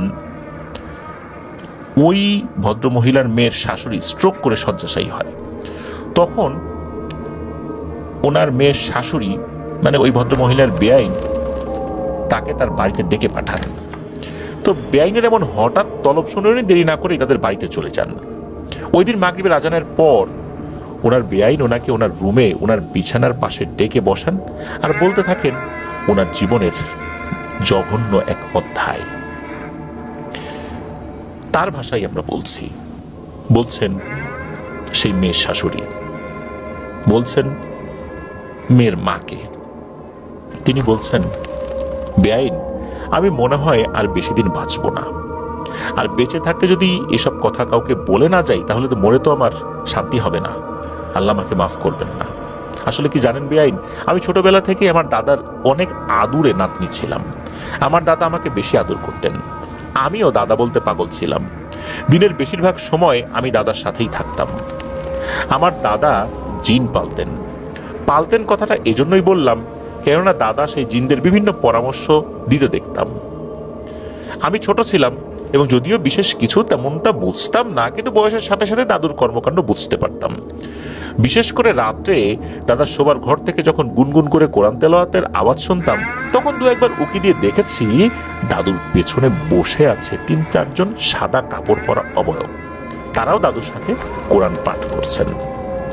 পরদিন দাদুর কাছে সব জানতে চাইলে তিনি হেসে সবকিছুই খুলে বলতেন আর বলতেন তিনি আমাকে এসব শিখিয়ে যাবেন, কিন্তু কখনোই কাউকে এসব বিষয় বলা যাবে না, এমনকি আমার মাকেও নয়। দাদুকে এসব জিন দিয়ে কারো সাহায্য কিংবা নিজের কোনো কার্য সিদ্ধি করতেও দেখিনি। এমনকি দাদুর আচরণে কখনো কেউ জানতই না তিনি অদৃশ্য অশরীরীর সাথে চলাফেরা করতেন। পরিবারের সদস্যরা পর্যন্ত এই বিষয়টি বুঝতে পারতেন না। তবে এটা ঠিকই সবাই বুঝতে পারতেন যে তার নামাজ আদায় করা এবং কোরআন তেলাওয়াত করা সবকিছুই বেশ ভাব গাম্ভীর্যে ভরপুর। দাদু বলতেন, সর্বময় ক্ষমতার অধিকারী শুধু আল্লাহ, আমি সাহায্য চাইলে তার কাছেই চাইব, জিনদের কাছে সাহায্য কেন চাইব? তাছাড়া আল্লাহ মানুষকে জিনদাত্রীর চাইতেও শ্রেষ্ঠ করে বানিয়েছেন, তাই জীবদ্দশায় মানুষ জিনদের সাথে যোগাযোগ করতে পারে, কিন্তু জিনেরা কখনোই সৎ, নামাজি এবং পরহেজগার মানুষকে বশ করতে পারে না। তবে কুফরি আর শিরক কাজ করে জিনদের দিয়ে মানুষের ক্ষতি করা যায়। মোট কথা, জিনদের থেকে কোনো সাহায্য নেওয়া দাদুর কাছে ধর্ম পরিপন্থী কাজ হিসেবে বিবেচিত ছিল। তার কথা একটাই, সকল কিছু, সকল সমস্যা, সকল সমাধানের মালিক একমাত্র আল্লাহ। ডাকতে যদি হয় সাহায্য যদি নিতেই হয় তবে ওনার দরবারে ফরিয়াদ করব। দাদু আরো বলতেন, জীবিত থাকাকালীন না হয় জিনদের সাহায্য নিয়ে কার্যসিদ্ধি করলাম, কিন্তু মৃত্যুর পর কি হবে? ওখানে কি জিনদের সাহায্য চলবে? জিনেরা আমাকে কোনো সাহায্য করতে পারবে? ওখানে তো কোনো জিনের সাহায্য চলে না। দাদুর এতগুলো মূল্যবান কথার মধ্যে আমার মনে ধরেছে ওই যে কুফুরি কথাটা। দাদুকে জিজ্ঞেস করলাম, কুফুরি মানে কি? দাদু বললেন, শয়তানি বিদ্যা দিয়ে জিনদের বশে এনে তাদেরকে দিয়ে বিভিন্ন ভালো মন্দ কাজ করানোকে কুফুরি বলে। ব্যাস, আমার উঠতি বয়সী মনে ওই কথাটাই গেঁথে গেল। আমি দাদুকে বললাম, আমিও জিন পালবো। দাদু হেসে বললেন, তাহলে তো আমাকে 5 ওয়াক্ত নামাজ আদায় করতে হবে, তাহাজ্জুদ করতে হবে, সবাই যখন ঘুমাবে তখন আল্লাহকে স্মরণ করে কোরআন তেলাওয়াত করতে হবে, তখন নাকি আপনা আপনি জিনেরা আমার সাথে দেখা করবে। কিন্তু তুমি তো ছোট, এত কঠিন কাজ করতে পারবে না। কিন্তু আমার মনে একটা জিদ চেপে গেল। আমি দাদুর সাথে নামাজ পড়া ধরলাম, সাহস করে 2-1 দিন তাহাজ্জুদ পড়তে গেলে রাত 10টায় ঘুমিয়ে উঠে দেখি সকাল 8টা। মানে তাহাজ্জুদের ওয়াক্তটা পার হয়ে ফজরের ওয়াক্ত পার হয়ে গিয়েছে। দাদু হাসতেন আমার কাজ দেখে, কিন্তু আমি তো জিন পালতে চাই। যদিও মনে মনে সেই কুফুরি শব্দটা গেঁথেই ছিল। প্রথম ফজরের নামাজ আর তাহাজ্জুদের নামাজ মিস হতো প্রায়ই, কিন্তু বয়স বাড়ার সাথে সাথে মনে সাহস বাড়ল। দাদুর সাথে তাহাজ্জুদ পড়তে শুরু করলাম। মাঝে মাঝেই ঘুমেই নামাজ পার হয়ে যেত, টের না পেলেও পরবর্তীতে রেগুলার হওয়া শুরু করলাম। আর দাদুকে প্রতিদিনই জিন দেখা আর জিন পোষার বায়না ধরতাম। একদিন দাদু শর্ত দিলেন, টানা যদি 21 দিন তাহাজ্জুদ পড়তে পারি তাহলে দাদু জিন দেখাবেন। আমার খুশি দেখে কে। মায়ের কাছে অনুমতি নিয়ে রাতে দাদুর সাথে থাকতাম। দাদুও আমাকে নামাজের সময় ডেকে নিতেন। এভাবে 20 দিন পার করার পর 21তম দিনে আমি দাদুকে ওনার দেওয়া শর্ত পূরণ করার কথা বললে দাদু বললেন, আজকে রাত্রে তাহাজ্জুদ নামাজের পরে তুমি একাই কোরআন তেলাওয়াত করবে, আমি তোমার পাশে থাকবো না। আমি ভয় পাবো বলায় দাদু বললেন, আমি তোমার পেছনে থাকবো তাহলে। এবার আমি সাহস পেলাম। ওই রাত্রে তাহাজ্জুদ নামাজ পড়ে দেখলাম দাদু আমাকে কোরআন তেলাওয়াত করতে বলে উনি আমার পেছনে গিয়ে বসলেন। হালকা ঘুম ঘুম চোখে আমি কোরআন তেলাওয়াত করছি। একটা সময় খেয়াল করলাম কোনো কারণ ছাড়াই আমার ঘুম ঘুম ভাব একেবারেই চলে যায়। আমি খেয়াল করলাম ওই রুমে আমি ছাড়াও আরো কে যেন কোরআন তেলাওয়াত করছে। আমি পিছনে দাদুর দিকে তাকানোর চেষ্টা করলে দেখি আমার পেছনে আরো 3 জন সুন্দর ফর্সা মানুষ বসে এক নাগারে আমার সাথে কোরআন তেলাওয়াত করে যাচ্ছেন। আমি ভয়ে কোরআন তেলাওয়াত বন্ধ করে জ্ঞান হারিয়ে মাটিতে শুয়ে পড়ি। শুয়ে পড়ার আগ মুহূর্ত পর্যন্ত আমার মনে হয়েছে আমি দেখলাম আমি মাটিতে শুয়ে পড়ার সময় সেই অপরিচিত মানুষের একজন আমাকে ধরে ফেলেছিল। ব্যাস, আর কিছু মনে নেই। সকালে ঘুম থেকে উঠলে দেখলাম দাদু মুচকি হাসি হাসছেন আর বলছেন, কি কেমন দেখলে? আর জিন দেখবে, পালবে তাদের? আমিও হেসে দাদুকে বললাম, হ্যাঁ আমি পালবো ওদের, ওরা অনেক সুন্দর। প্রথমে ভাবতাম কেবল তাহাজ্জুদ নামাজ পড়লে কোরআন তেলাওয়াত করলেই জিন চলে আসবে, কিন্তু সময়ের সাথে সাথে জানতে পারলাম জিন আনা যেমন কঠিন, তাদের ফিরে যেতে বলা তার থেকে আরো বেশি কঠিন। সময়ের সাথে সাথে দাদু আমাকে সবকিছু খোলাসা করলেন। নির্দিষ্ট কিছু নিয়ম অনুসরণ করে জিন ডাকার পদ্ধতি শিখিয়ে দিলেন এবং সাথে এটাও বললেন তার করা এই নির্দিষ্ট পদ্ধতি খুবই দুর্লভ। তার এই পদ্ধতিতে জিন সমাজের উচ্চ স্তরের ক্ষমতাশালী জিনেরাই হাজির হবে। দাদু আরো বলেন, এই বিশেষ পদ্ধতি তিনি ছাড়া আমার আরো একজন চাচা জানেন, তবে আমার সেই চাচার আহ্বানে জিনেরা নাকি পুরোপুরিভাবে সাড়া দেয় না।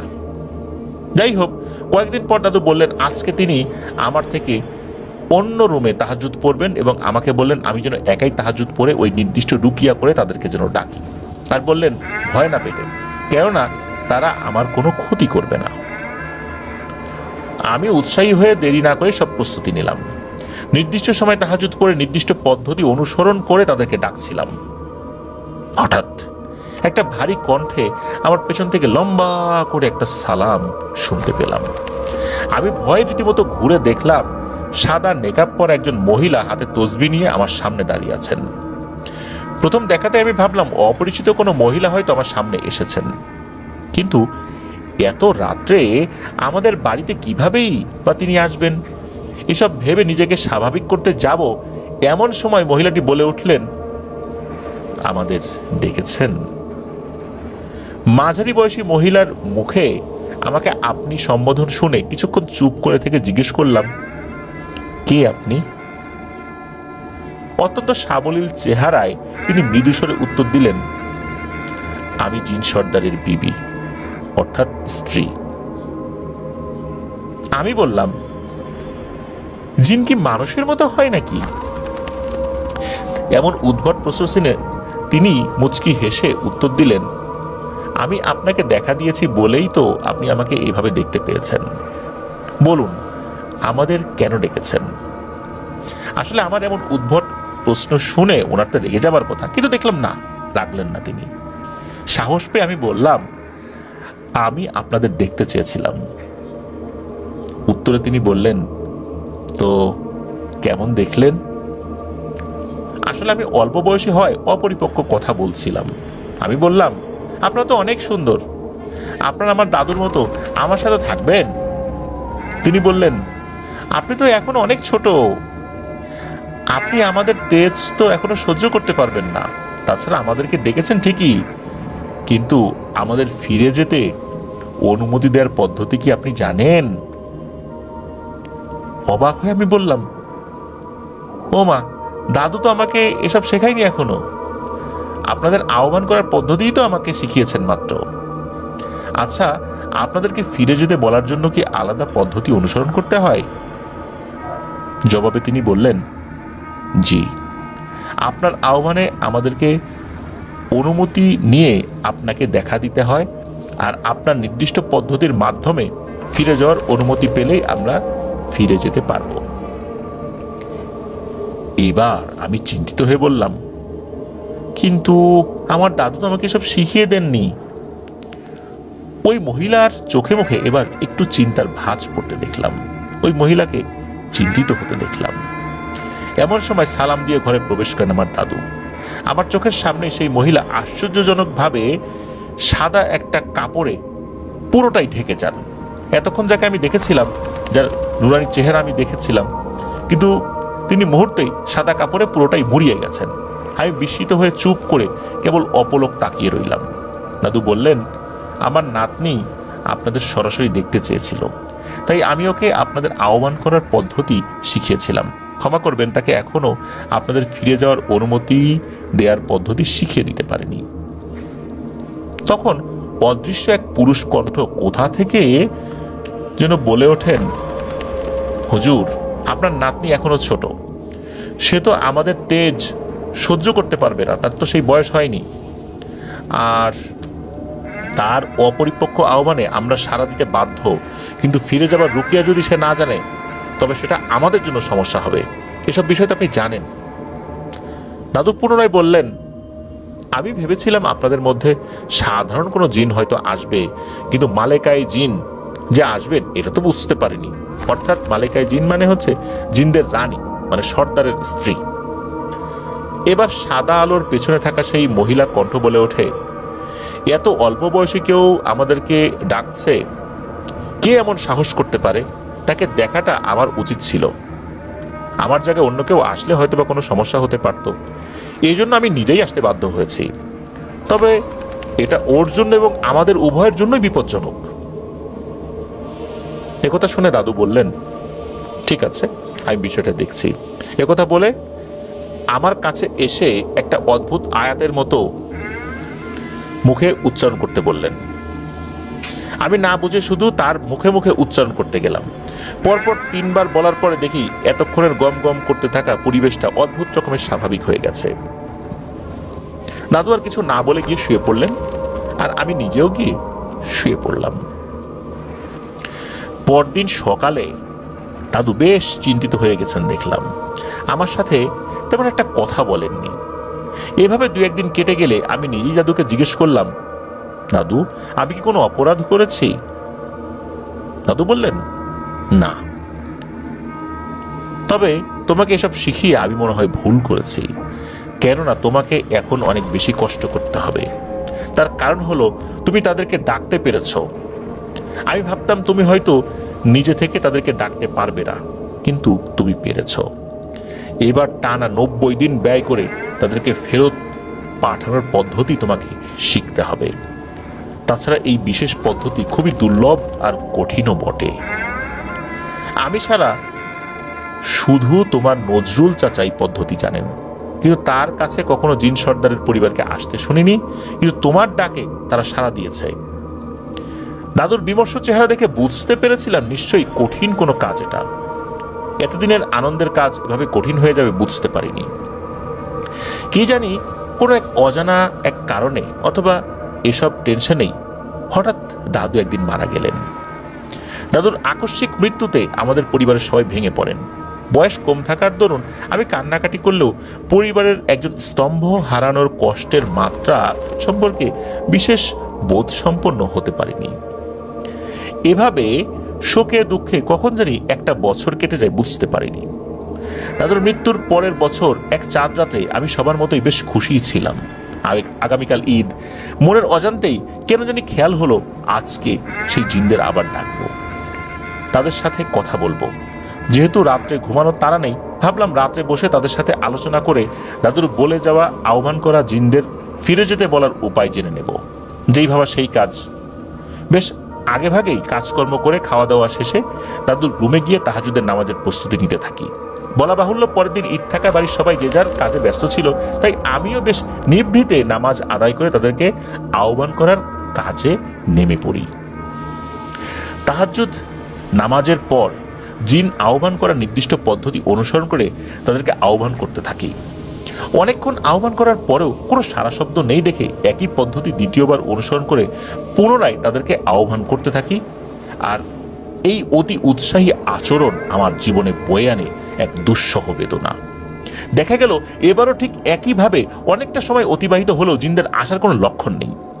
এদিকে ফজর নামাজের সময় হতে থাকে। আমি ভাবলাম কিছুক্ষণ ঘুমিয়ে নেই, তাই বিছানায় গিয়ে শুয়ে পড়ি। রাত কতক্ষণ হবে বা কতক্ষণ ঘুমিয়েছি ঠিক মনে করতে পারবো না। ঘরের ভেতরে কারো দৌড়ানোর শব্দে আমার ঘুম ভেঙে যায়। দেখলাম অসাধারণ সুন্দর কাপড় চোপড় পরা একটা 3 থেকে 4 বছরের সুন্দর এক আদুরে বাচ্চা ঘরের ভিতর দৌড়াদৌড়ি করছে। এমন সুন্দর বাচ্চা আমি জীবনে কখনো দেখিনি। আর তার পরনের কাপড়গুলো থেকে রীতিমতো জ্যোতি বের হচ্ছিল। আমি তাকে দেখে অবাক হয়ে ঘুম থেকে উঠে বিছানায় বসে পড়ি। আমাকে দেখে বাচ্চাটা এবার দৌড়ানোর বদলে রীতিমতো বাতাসের সাথে শা শা করে উঠতে থাকে ঘরের চারদিকে। আমি ভয়ে মাটিতে দাঁড়িয়ে গেলে দেখলাম সেই বাচ্চাটা এসে ধপাস করে আমার সামনে পড়ে আর সাথে সাথে সে কেঁদে দেয় এবং আমাকে এক অদ্ভুত ভাষায় কি কি যেন বলতে থাকে। তার ভাষার কোনো কিছুই আমার বোধগম্য হচ্ছিল না। আমি তাকে মাটি থেকে টেনে তুলে জিজ্ঞেস করলাম সে কে, কোথা থেকে এসেছে। কিন্তু তার ভাষায় সে অনেক কিছু বলে চলেছে। আমি কিছুই বুঝতে পারছিলাম না। তবে তার আতঙ্কিত চেহারা দেখে বুঝলাম সে হয়তো কোনো বিপদে পড়েছে, নয়তো ভয় পেয়েছে। আমি তাকে অভয় দিয়ে শান্ত করলাম। পরক্ষণে আমার মনে হলো আরে এটা জিন নয় তো। আমি তাকে জিজ্ঞেস করলাম সে জিন কিনা। সম্ভবত জিন শব্দটা সে বুঝতে পারে, তাই সে মাথা ঝাঁকিয়ে সম্মতি দেয়। আমি এবার রীতিমতো ভয় পেয়ে যাই আর চিন্তায় পড়ে যাই এবার কি হবে এটা ভেবে। এসব চিন্তা করতে করতে ফজরের আজান শুরু হয় আর দেখলাম ছেলেটা সে কি কান্না। আমার চোখের সামনে কাঁদতে কাঁদতে ছেলেটা বাতাসে মিলিয়ে গেল। আমি ঘরের চারদিকে খোঁজাখুঁজি করেও ওকে দেখতে পেলাম না, তাই ভাবলাম হয়তো সে চলে গেছে। ফজরের নামাজ পড়ে পরদিন ঈদের নামাজ আর খাওয়া দাওয়া করে বিকেলে সকলেই তো বিশ্রাম করছিল, আমিও সবাই ঘুমিয়েছিলাম। ঘুমে এক অদ্ভুত স্বপ্ন দেখলাম। আমাদের ঘরের চারদিকে অসংখ্য ধবধবে সাদা রঙের অগণিত কিছু মানুষ ঘিরে রেখেছে, আর আমার বিছানার চারদিকে দাঁড়িয়ে আছে আরো কিছু মানুষের মতো অবয়ব। তাদের মধ্যে একজন আমাকে কিছু বলছে, কিন্তু আমি তার কথা কিছুই শুনতে পারছি না বা বুঝতেও পারছি না। অদ্ভুত এমন স্বপ্নে আমি উঠে পড়ি। ঈদ উপলক্ষে বাড়িতে কিস্তি আকারে মেহমান আসতেই থাকে, মানে ধাপে ধাপে মেহমান আসতেই থাকে। তাদের বিচরণে পুরো ঘরে একটা গমগমে পরিবেশ বিরাজ করছিল। কিন্তু আমার কেন যেন মনে হলো আমাদের বাড়িতে যতজন মানুষ আছে তার চেয়েও 3 গুণ বেশি মানুষ আমাদের ঘরে অবস্থান করছে। মেলার ভিড়ে দাঁড়িয়ে থাকলে যেরকম অনুভূতি হয় ঠিক সেরকম একটা অনুভূতি কাজ করছিল মনে। বিকেল গড়িয়ে সন্ধ্যা হতেই এক উপলব্ধি হলো অনেকের মধ্যেই। একই উপলব্ধি করলেন আমার মা নিজেও। কেন যেন তিনি নিজে থেকেই আমাকে বললেন, বাড়িতে কেমন যেন একটা ভিড় ভিড় পরিবেশ বিরাজ করছে। মাগরিবের আজানের সময় বাড়িতে কোনো মেহমান ছিল না, কেবল আমরা ছিলাম কয়েকজন। আমি যথারীতি নামাজে দাঁড়িয়ে যাই। নামাজে দাঁড়িয়ে আমি অনুভব করলাম আমার পেছনে অনেকজন মানুষ দাঁড়িয়ে আছে। আমি নামাজ আদায় করে পেছনে ফিরে দেখি কেউ নেই। এভাবে একটা অস্থির পরিবেশে রাতের খাবার খেয়ে ঘুমিয়ে পড়ব চিন্তা করে কেন জানি সেই ছেলেটার কথা মনে পড়ল। এসব চিন্তা করতেই একটা চাপা কান্নার শব্দ ভেসে আসতে শুনে চারদিকে তাকিয়ে দেখলাম ঘরের একটা কোনায় সেই ছেলেটা বসে কাঁদছে। আমি তার কাছে গিয়ে আবার কেন এসেছে সেটা জিজ্ঞেস করি এবং আবারও সেই ছেলেটা যথারীতি আগের মতোই নিজের ভাষায় অনেক কিছু বলে চলেছে, কিন্তু আমি কিছুই বুঝতে পারছিলাম না। তবে তার আকুতি সুলভ চেহারা দেখে মনে হলো সে আমাকে কোনো কিছু করার অনুরোধ করছে। আমার মনে সন্দেহ হলে আমি ঠিক করলাম ওই রাত্রেই আমি আবার জিন ডাকার পদ্ধতি করব। সবাই ঘুমিয়ে যাওয়ার পর তাহাজ্জুদ নামাজ পড়ে আমি শুরু করি আমার কাজ। আজকে আমাকে রীতিমতো অবাক করে দিয়ে নির্দিষ্ট পদ্ধতি শেষ করার আগেই দেখলাম আমার ঘর ভর্তি সেই সাদা কাপড়ের অবয়বগুলো দাঁড়িয়ে আছে। আমি ভয়ে মাটিতে পড়ে যাই। পুরো ঘর জুড়ে এত মানুষ, তিল ধারণের জায়গা নেই, অথচ তাদেরকে কাউকে সাধারণ চোখে দেখা যাচ্ছিল না। আমাকে আরো অবাক করে দিয়ে অনেকটা রাজার মতো পোশাক পরে একজন অত্যন্ত সুন্দর মানুষরূপী অবয়ব আমার কাছে এসে হাত জোর করে জিজ্ঞেস করলো, আমার ছেলেটা কোথায়? তার এমন উদ্ভট প্রশ্নে আমি অবাক হয়ে জিজ্ঞেস করলাম, আপনি কে? কে আপনার ছেলে? তিনি আমার প্রশ্নের উত্তরে বললেন, আপনি যা চান আমি তাই দিতে প্রস্তুত, কিন্তু আমার ছেলেটাকে আমার কাছে ফিরিয়ে দিন, সে আমার একমাত্র সন্তান। আমি তাকে আবার জিজ্ঞেস করলাম, কিন্তু আপনি কে? তিনি বললেন, আমি জিন সর্দার।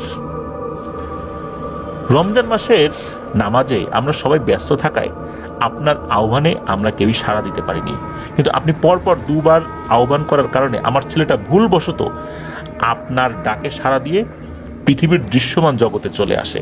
সে অপ্রাপ্ত বয়স্ক হবার কারণে আপনাদের মানুষের ভাষা সে জানে না। আপনি দয়া করে তাকে ফিরিয়ে যাওয়ার পদ্ধতি অনুসরণ করে তাকে ফিরিয়ে দিন। আর আপনার আহ্বানে যেহেতু সে এসেছে, সেহেতু আপনার অনুমতি ব্যতীত সে আমাদের জগতে ফেরত যেতে পারবে না। আমরাও তাকে দেখতে পারবো না কিংবা তার সাথে কোনো যোগাযোগও করতে পারবো না। তাই আপনি যত দ্রুত সম্ভব তাকে আমার কাছে ফিরিয়ে দিন।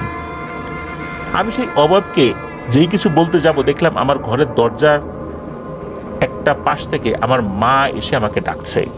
আমি উঠে গিয়ে দরজা খুলে মায়ের সাথে কথা বললাম। মা বললেন তিনি নাকি স্বপ্ন দেখেছেন যে আমি কোনো বিপদে পড়েছি, তাই আমাকে দেখতে এসেছেন। মায়ের কথা শুনে আমি পেছনে ফিরে দেখি এতক্ষণ লোকারণ্য থাকা সেই রুমটা একেবারেই খালি, কেউই নেই ঘরে।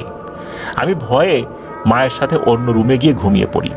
পরদিন সকালে আমাদের বাড়িতে আমার সেই নজরুল চাচা বেড়াতে আসেন। তিনি একজন হেফজখানার শিক্ষক ছিলেন। চাচা আমাকে নিজের মেয়ের মতো স্নেহ করতেন। তিনি আমাকে বিভিন্ন বিষয় বুঝিয়ে বলতেন। আমি সাহস করে চাচাকে এসব বিষয় বললে তিনি আমার মায়ের সাথে সরাসরি বিষয়টা শেয়ার করেন।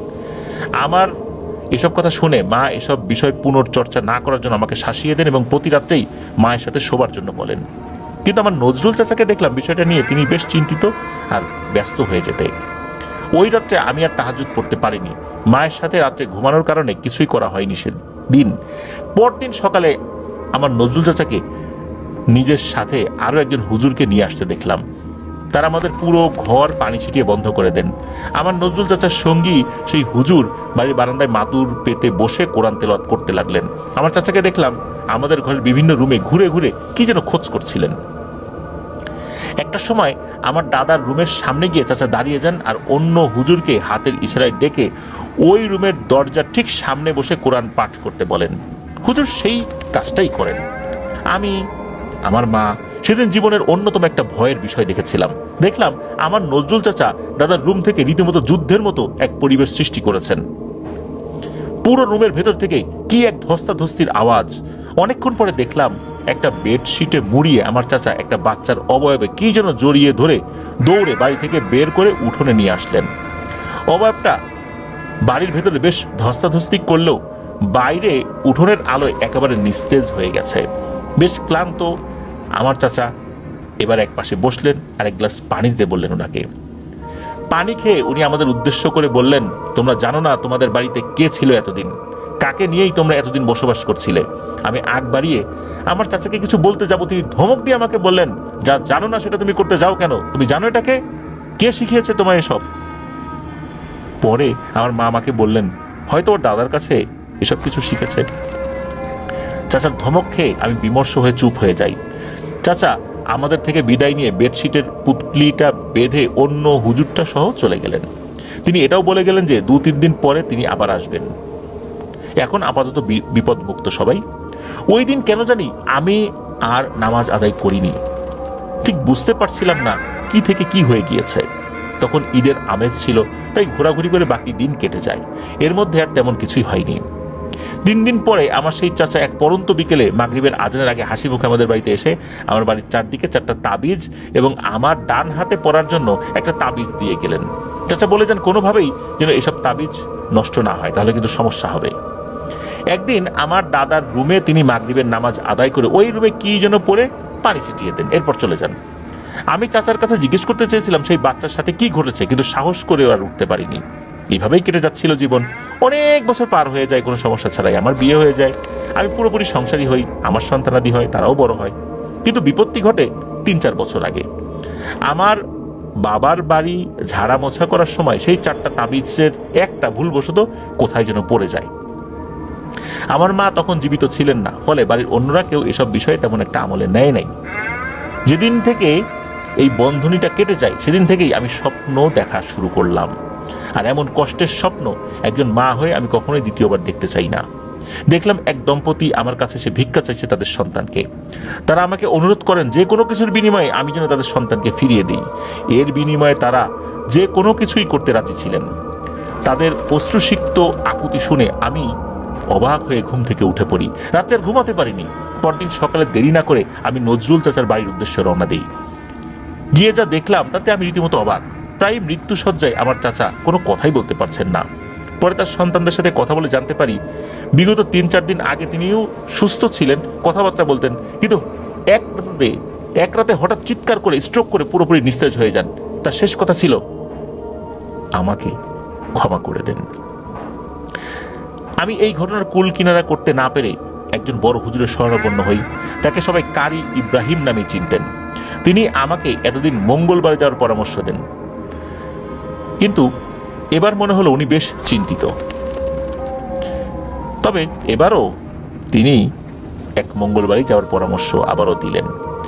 আর এই কদিনে আমি প্রতিদিনই সেই দম্পতির আকুতি ভরা আবেদন স্বপ্নে দেখতাম।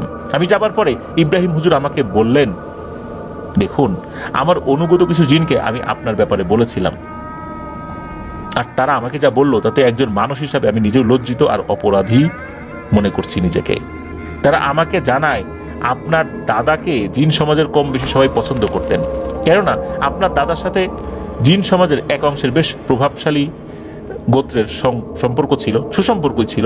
কিন্তু আপনি তাদেরকে বিশেষ পদ্ধতি অনুসরণ করে ডেকেছেন ঠিকই, কিন্তু পরপর একই পদ্ধতি 2বার করার কারণে সেই জিন সর্দারের একমাত্র ছেলে আপনার ডাকে সাড়া দিয়ে মনুষ্য জগতে চলে আসে। আর যেহেতু মানুষ জাতিকে আল্লাহ সর্বশ্রেষ্ঠ রূপে সৃষ্টি করেছেন, সেহেতু আপনার অনুমতি ব্যতীত সেই অবুঝ বাচ্চাটি এই মনুষ্য জগৎ ছেড়ে তাদের সমাজে আর ফেরত যেতে পারেনি। এমনকি তার সাথে যোগাযোগ করাও তার মা বাবার পক্ষে সম্ভব হয়নি। এই পদ্ধতিটি এমনই যে যিনি এটা করবেন কেবল ওই নির্দিষ্ট মানুষই হাজির হওয়া জিনদের নিয়ন্ত্রণ করবেন। তার অনুমতি ব্যতীত ওই জিন কখনোই তাদের সমাজে ফেরত যেতে পারবে না এবং তাদের অন্য কেউ ওই জিনের সাথে যোগাযোগ করতেও পারবে না। আর এই পদ্ধতির মাধ্যমে কিছু অসৎ মানুষ নিজেদের কার্যসিদ্ধির জন্য জিনদেরকে বন্দী করে বিভিন্ন শিরক এবং গুনাহের কাজ করে থাকে। হুজুরের কথায় আমি রীতিমতো বিস্মিত হতে থাকি। হুজুর আরো বলেন, যেদিন আপনার নজরুল চাচা সেই জিনটাকে আটক করতে গিয়েছেন, সেদিন তিনি তার অনুগত জিনদের থেকে এসব বিষয়ে সবিস্তারে জেনে গিয়ে ওনার পদ্ধতিতে ওই বাচ্চা জিনটাকে আটক করে নিয়ে আসেন। এরপর তিনি ওই বাচ্চা জিনকে আটক করে তার শিক্ষকতা করা হেফজোখানার কয়েকজন শিশুর উপর অদৃশ্যভাবে চালান করে দেন। বিভিন্ন সময় বিভিন্ন শিশুর উপর চালান করে তিনি আবার তাদেরকে অসুস্থ হয়েছে বলে তাদেরকেই পূর্ণ চিকিৎসার নামে সুস্থ করে মোটা অঙ্কের টাকা আত্মসাৎ করেছেন। দীর্ঘদিন মনুষ্য লোকে বন্দী থাকার দরুন সেই জিন নিজের ক্ষমতা ধীরে ধীরে ভুলে যেতে থাকে। আপনার চাচা বিভিন্নভাবে তাকে শাস্তি দিয়ে তার থেকে বিভিন্ন অন্যায় আর গুনাহের কাজ আদায় করে নিতেন। আর যেদিন আপনার বাপের বাড়িতে সেই তাবিজের বন্ধন নষ্ট হয়ে যায়, ঠিক ওই দিনই সেই বাচ্চা জিন আপনার চাচাকে আক্রমণ করে তার সবগুলো ইন্দ্রিয় নষ্ট করে তাকে জীবন্ত লাশে পরিণত করে দেয়। আর বর্তমানে সে পলাতক রয়েছে। একমাত্র আপনি এবং আপনার চাচা ব্যতীত কেউই তাকে দেখতে পারবেন না। এসব বিষয় ছাপিয়ে সবচেয়ে কষ্টের বিষয় হলো সেই জিনের মা বাবা এই সুদীর্ঘ বছর প্রতিদিনই আপনার কাছে যোগাযোগ করতে এসেছেন, ভিক্ষা চাইতে এসেছেন তাদের একমাত্র সন্তানকে, কিন্তু আপনার শরীরের সাথে থাকা ওই কুফুরি তাবিজের কারণে আপনার বাবার বাড়ির ওই কুফুরি তাবিজের কারণে, এই দুটো তাবিজের কারণে কোনোভাবেই আপনার সাথে তারা যোগাযোগ করতে পারেনি। এমনকি আপনার স্বপ্নেও তারা অদৃশ্য ছিল। আপনি সেই জিন সর্দারের ছেলের কোনো ক্ষতি করবেন এই ভেবে তারা আপনার কোনো ক্ষতি করেনি। সন্তান হারানোর শোক কত কষ্টের সেটা একমাত্র তার মা বাবাই জানেন। কোনো কারণে সেই তাবিজের বন্ধন ভেঙে যায় আর তারা আপনার সাথে যোগাযোগ করতে সক্ষম হয়। আপনি যত দ্রুত সম্ভব তাদের সন্তানকে ফিরিয়ে দিন। হুজুর আমার কথা শুনে আমি বেশ কষ্ট পাই।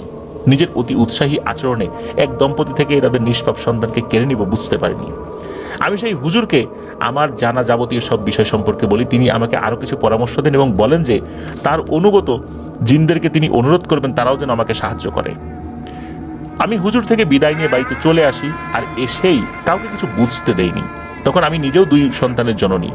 সন্তানের জন্য মায়ের ভালোবাসা কেমন সেটা আমি এখন হারে হারে বুঝতে পারছিলাম। তাই কোনোভাবেই দেরি করতে চাইছিলাম না। যেহেতু আমার নজরুল চাচা মৃত্যুসজ্জায়, সেহেতু তার থেকে আমি কোনো সাহায্যই পাইনি। আমি প্রথমে আমার বাড়ির চারদিকে থাকা বাকি ওই কুফুরি তাবিজগুলো খুলে পুকুরের পানিতে ফেলে দেই। আর আমাদের বাড়িতে আমার দাদার রুমেই আমি আমার রুকি আরম্ভ করি। আমি আমার স্বামীর কাছ থেকে কয়েকদিনের সময় চেয়ে নিই।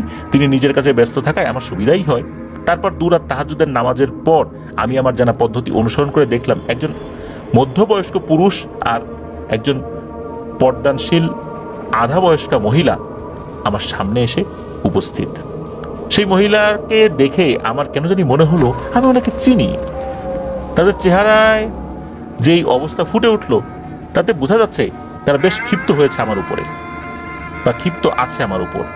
সেই পুরুষটি আমাকে বলে ওঠে, দেখুন, এত বছর আপনার সাথে যোগাযোগ করার সর্বোচ্চ চেষ্টা আমরা করেছি, কিন্তু আপনি নিজের শরীরে এমন একটি কুফুরি তাবিজ দিয়ে বন্ধ করে রেখেছেন যার ফলে আমরা আপনাদের থেকে দূরে রয়েছি, কাছে আসতে পারছি না। কোনোভাবে কাছে আসতে পারছি না আমরা।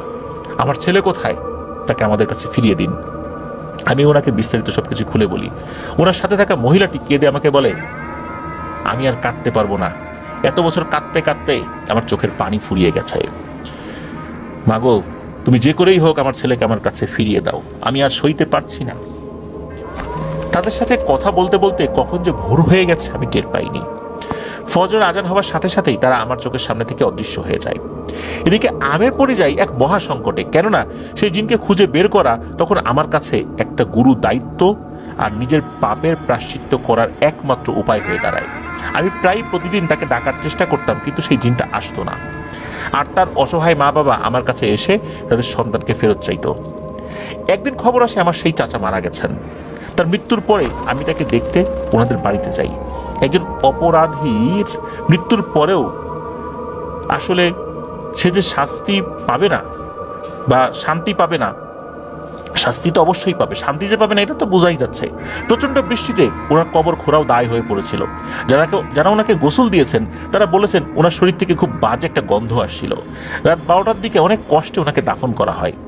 সকলের কাছে বেশ পরিচিত ছিলেন তিনি। বিভিন্ন তাবিজ কবজ করতেন বলেই কিনা অনেক মানুষ এসেছিলেন তার জানাজায়।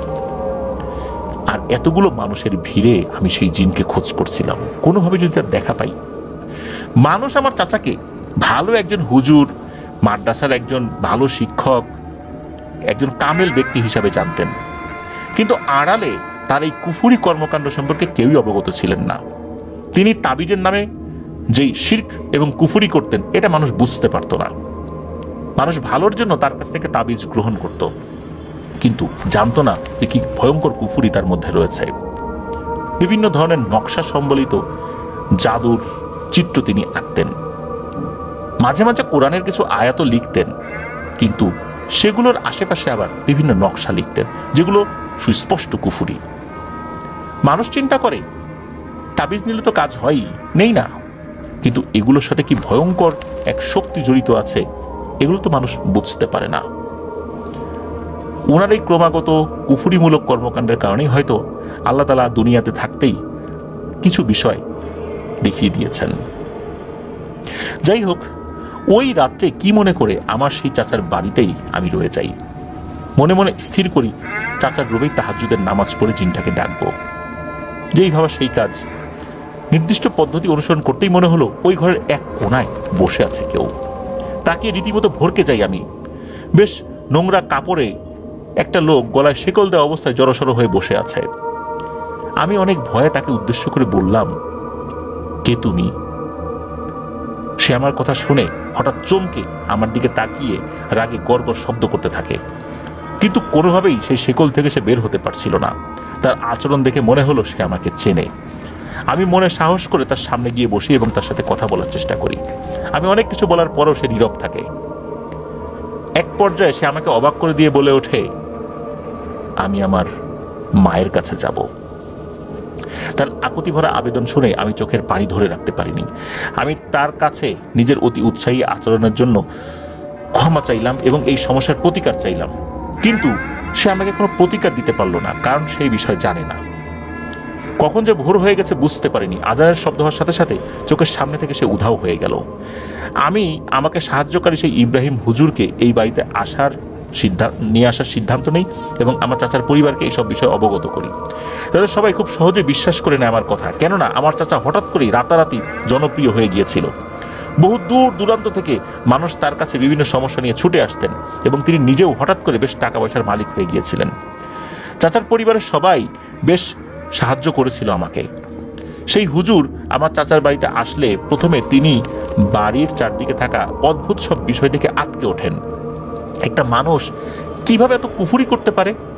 একটা আলেম হয়ে, একটা মাদ্রাসার শিক্ষক হয়ে কিভাবে এমন নোংরা কাজগুলো করতে পারে? মানুষকে ধোঁকা দিয়ে। মানুষকে ধোঁকা দেওয়া সম্ভব, আল্লাহকে কি ধোঁকা দেওয়া সম্ভব? সেই হুজুর আমাকে বললেন, এটা তো কোনো বাড়ি না, এটা তো একটা সাক্ষাৎ দোজক, একটা নরকে পরিণত করে রেখেছে এই বাড়িটাকে।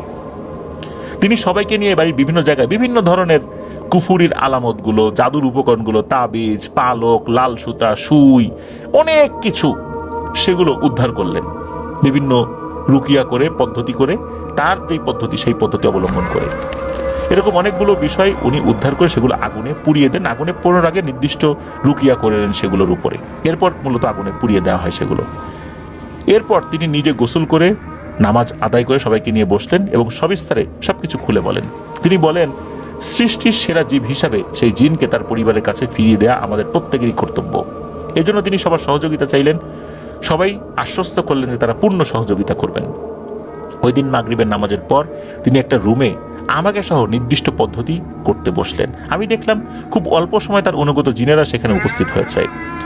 তিনি তাদেরকে যে কোনো উপায়ে সমস্যার সমাধান করতে বললেন। তারা বলল, এই কাজ তাদের সাধ্যের বাইরে। তাছাড়া এই জিন সর্দারের সন্তানের ক্ষমতাও তাদের থেকে বহুগুণ বেশি, জন্মগত কারণেই সে কিছু বেশি ক্ষমতা নিয়ে জন্মেছে, আর আল্লাহ তাকে বিশেষ কিছু গুণাবলী দিয়েছেন।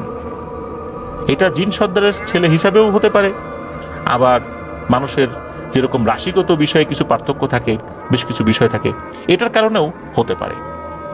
কিন্তু সে যদি পুনরায় তার মা বাবার কাছে ফেরত যেতে পারে, তবে সে এতদিনের কষ্টের প্রতিশোধও নিতে পারে, যার পরিণাম হবে ভয়াবহ।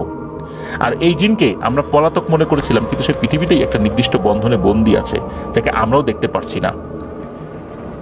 তার করা কিছু বিরল কাজের চিহ্ন আমরা পেয়েছি, যা আমাদের জিন সমাজে অত্যন্ত গর্হিত কাজ।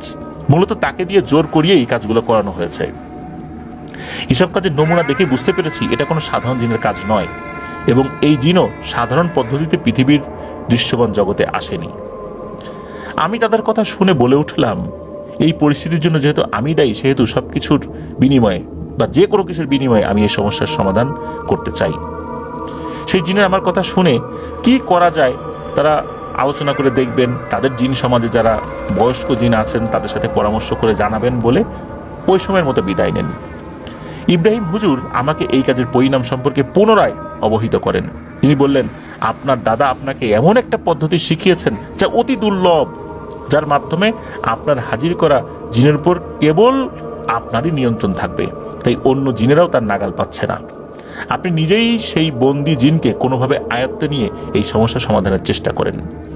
আমি হুজুরের কথা মতো ওই রাত্রে চাচার রুমে সেই জিনকে ডেকে তার কাছে অনেকবার সমাধান চাইলাম, কিন্তু সে বরাবরের মতোই চুপচাপ। এদিকে আমার স্বপ্নে তার মা বাবা প্রতিদিনই তাদের সন্তানকে ফিরিয়ে দেবার করুণ আকুতি করে চলছিলেন। এজন্য সন্তানের প্রতি মা বাবার চিরশাশ্বত এক বন্ধন। রীতিমতো এক কষ্টের সময় পার করছিলাম আমি। মনের কষ্টে আমি দাদার কবর জিয়ারত করতে যাই। কেন জানি নিজের এমন কষ্টের কারণে দাদুকেও মনে মনে দোষারোপ করে জিয়ারত করার সময় মনের অজান্তেই কেঁদে দেই। ওই রাত্রে আমি তাহাজ্জুদ পড়ে ঘুমিয়ে পড়ি। এতগুলো অতিপ্রাকৃত বিষয় ছাপিয়ে আরও এক অদ্ভুত স্বপ্নে অবাক হলাম আমি। আমার স্বপ্নে আমার দাদা আমাকে বলছেন মৃত্যুর পরে তিনি নিজেও নাকি কষ্টে আছেন এই ব্যাপার নিয়ে। কেননা তার ভুলের কারণে নিষ্পাপ এক জিন শিশু, তার মা বাবা উভয়ই কষ্টে আছে। যত দ্রুত সম্ভব তিনি এই সমস্যার সমাধান করতে বললেন স্বপ্নের মধ্যেই। আমি রীতিমতো লাফিয়ে ঘুম থেকে উঠে যাই। নিজের অতি উৎসাহী আচরণে এতগুলো অস্তিত্বের কষ্টের কারণ হব কখনোই বুঝতে পারিনি।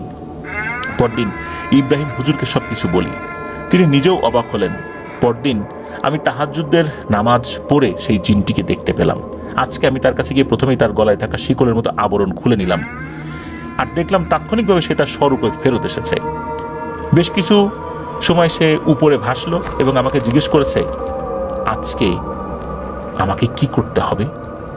এতদিন চুপচাপ থাকা সত্তার মুখে কথা শুনছি। এটা শোনার পর আমি কিছুটা চুপ থেকে বললাম, তুমি তোমার নিজ জগতে ফেরত যাও। সে ওঠে, এটা তার নাকি তার পক্ষে সম্ভব নয়, কারণ আমাকেই নাকি অনুমতি দিতে হবে। আমি বললাম, যতদিন আমি তাকে অনুমতি দিতে না পারি ততদিন সে যেন খুশি মনে পরিষ্কার পরিচ্ছন্ন হয়ে থাকে। কেননা তার এরকম নোংরা রূপ আমি আসলে দেখতে পারছিলাম না। এত সুন্দর একটা বাচ্চা, সে এরকম অপরিচ্ছন্ন হয়ে আছে, উন্মাদের মতো হয়ে আছে, এটা আসলে মেনে নেওয়া যায় না। এটা যে কেউ দেখলে কষ্ট পাবে। এদিকে ইব্রাহিম হুজুর পরদিন সকালে তড়িঘড়ি করে আমার কাছে আসেন এবং বলেন যে তার অনুগত জিনের একটা সমাধান পেয়েছেন, আর এজন্য সেই বন্দি জিনের মা বাবা সাহায্য লাগবে। তিনি বলেন, আপনার করা পদ্ধতি বহুকাল আগের প্রাচীন এক পদ্ধতি, এটার সমাধান বহু বছর আগের অভিজ্ঞ কোনো জিনই দিতে পারবেন। আমি দেরি না করে আমার নিজের বাড়িতে এসে তাহাজ্জুদের নামাজ শেষ করতেই দেখি সেই জিনের মা বাবা আমার সামনে উপস্থিত। তাদেরকে আমি সবকিছু খুলে বলি, তাদের সাহায্য চাই। তারা আমাকে জানায় তাদের রাজ্যে বহু বছর আগে কিছু জিন বন্দী রয়েছে। জিন সমাজের নিয়ম ভেঙে বিভিন্ন কুফরিয়ার পাপ কাজ করে তাদেরকে বন্দী করা হয়েছে। তারা দেরি না করে ফিরে যায় তাদের রাজ্যে এবং পরদিনই আমাকে জানায় 1000 বছর বয়সে এক বৃদ্ধ জিনকে তার বন্দিদশা থেকে মুক্তির বিনিময়ে সেই জিন আমাকে ফেরত পাঠানোর পদ্ধতি শিখিয়ে দেবেন। তাদের কথা মতো সেই জিনকে হাজির করা হলে দেখলাম কাকড়ার পায়ের মতো 4 পায়ের উপর দাঁড়িয়ে আছে সেই অদেহী কুৎসিত বিকৃত চেহারার এক বৃদ্ধ। দেখে একটা বৃদ্ধ মানুষ বলে মনে হচ্ছে, 4 পায়ের উপর দাঁড়িয়ে আছে, কাকড়া যেভাবে দাঁড়িয়ে থাকে। এতদিন সুন্দর চেহারা জিন দেখে আমি অভ্যস্ত, হঠাৎ করে এমন ভয়ঙ্কর কুৎসিত জিন দেখে আমি খুব ভয় পেয়ে যাই। কল্পনা করতে পারিনি এরকম কুৎসিত হতে পারে। আমি তাকে ফেরত পাঠানোর পদ্ধতি সম্পর্কে বলি, তিনিও আমাকে ফেরত পাঠানোর পদ্ধতি সম্পর্কে বললেন এবং সাবধান করে গেলেন আমি ভুলেও যেন সেই পদ্ধতি অনুসরণ না করি, কেননা এতে করে সেই বন্দি জিন নাকি আমাকে মেরে ফেলতে পারে। এদিকে সেই পদ্ধতি আমার কাছে তাদের একমাত্র সন্তানকে চেয়েছিলেন যে এই পদ্ধতির বিনিময়ে যেন আমি তাদের সন্তানকে ফিরিয়ে দিই। সেই দম্পতি কাকুতি মিনতি করে আমার কাছে তাদের সন্তানকে ভিক্ষা চেয়েছিলেন। আমি তাদেরকে কথা দিয়েছিলাম যে কোনো মূল্যে আমি তাদের সন্তানকে ফিরিয়ে দেব ইনশাল্লাহ। সুতরাং আমার কি হবে সেটা আমি আর ভাবছি না। এতদিনের পাপ, ওই সন্তানকে আমার কারণে আটক থাকতে হয়েছে। আমার নজরুল চাচা ওই সন্তানকে দিয়ে অনেক কুফরি কাজ করিয়েছে। এই যে এত কুফরি কাজ, এত অন্যায় কাজ করানো হলো, এর দায় কি আমার উপর বর্তায় না? আমার অতি উৎসাহী আচরণ কি এত সমস্ত কুফরি পাপ কাজের জন্য জড়িত নয়? আল্লাহ যদি এর জন্য আমাকে ধরেন, আমি কি জবাব দেব? নিশ্চয়ই এসব কিছুর দায়ভার আমার উপরে সব বর্তায়, কারণ আমার কারণেই আমার চাচা এই সুযোগটা পেয়েছিলেন। যাই হোক, আমি আমার সেই চাচার বাড়িতে ওনার রুমে গিয়ে প্রথমে সেই জিনকে ডাকলাম এবং তার কাছে মাপ চেয়ে ওই বৃদ্ধ জিনের শেখানো পদ্ধতি প্রয়োগ করতেই সে নিমিষেই মিলিয়ে গেল চোখের সামনে থেকে। এদিকে ইব্রাহিম হুজুর আমাকে সতর্ক থাকতে বললেন। বেশ কিছুদিন কেটে যায়। একদিন মাগরিবের নামাজের সময় সেই জিন দম্পতি এসে আমাকে বলল, দীর্ঘদিন মনুষ্য জগতে বন্দী থাকায় তাদের সন্তান অবাধ্য আচরণ করছে। জিন সমাজের নিয়মকানুন সে মানতে নারাজ, আর জিন সর্দারের ছেলে হয় কেউ তাকে বাধা দেওয়ারও সাহস করছে না। সেই অবাধ্য জিন আমার উপর প্রতিশোধ নিতে চাইছে। তারা আমার নিরাপত্তার জন্য আমাকে কিছু আমল শিখিয়ে দেন এবং বলেন আমি যেন কোনোদিন এই আমল করা বন্ধ না করি। দিনে অন্তত একবার হলেও এই আমল আমাকে করতেই হবে, এটাই বললেন তারা।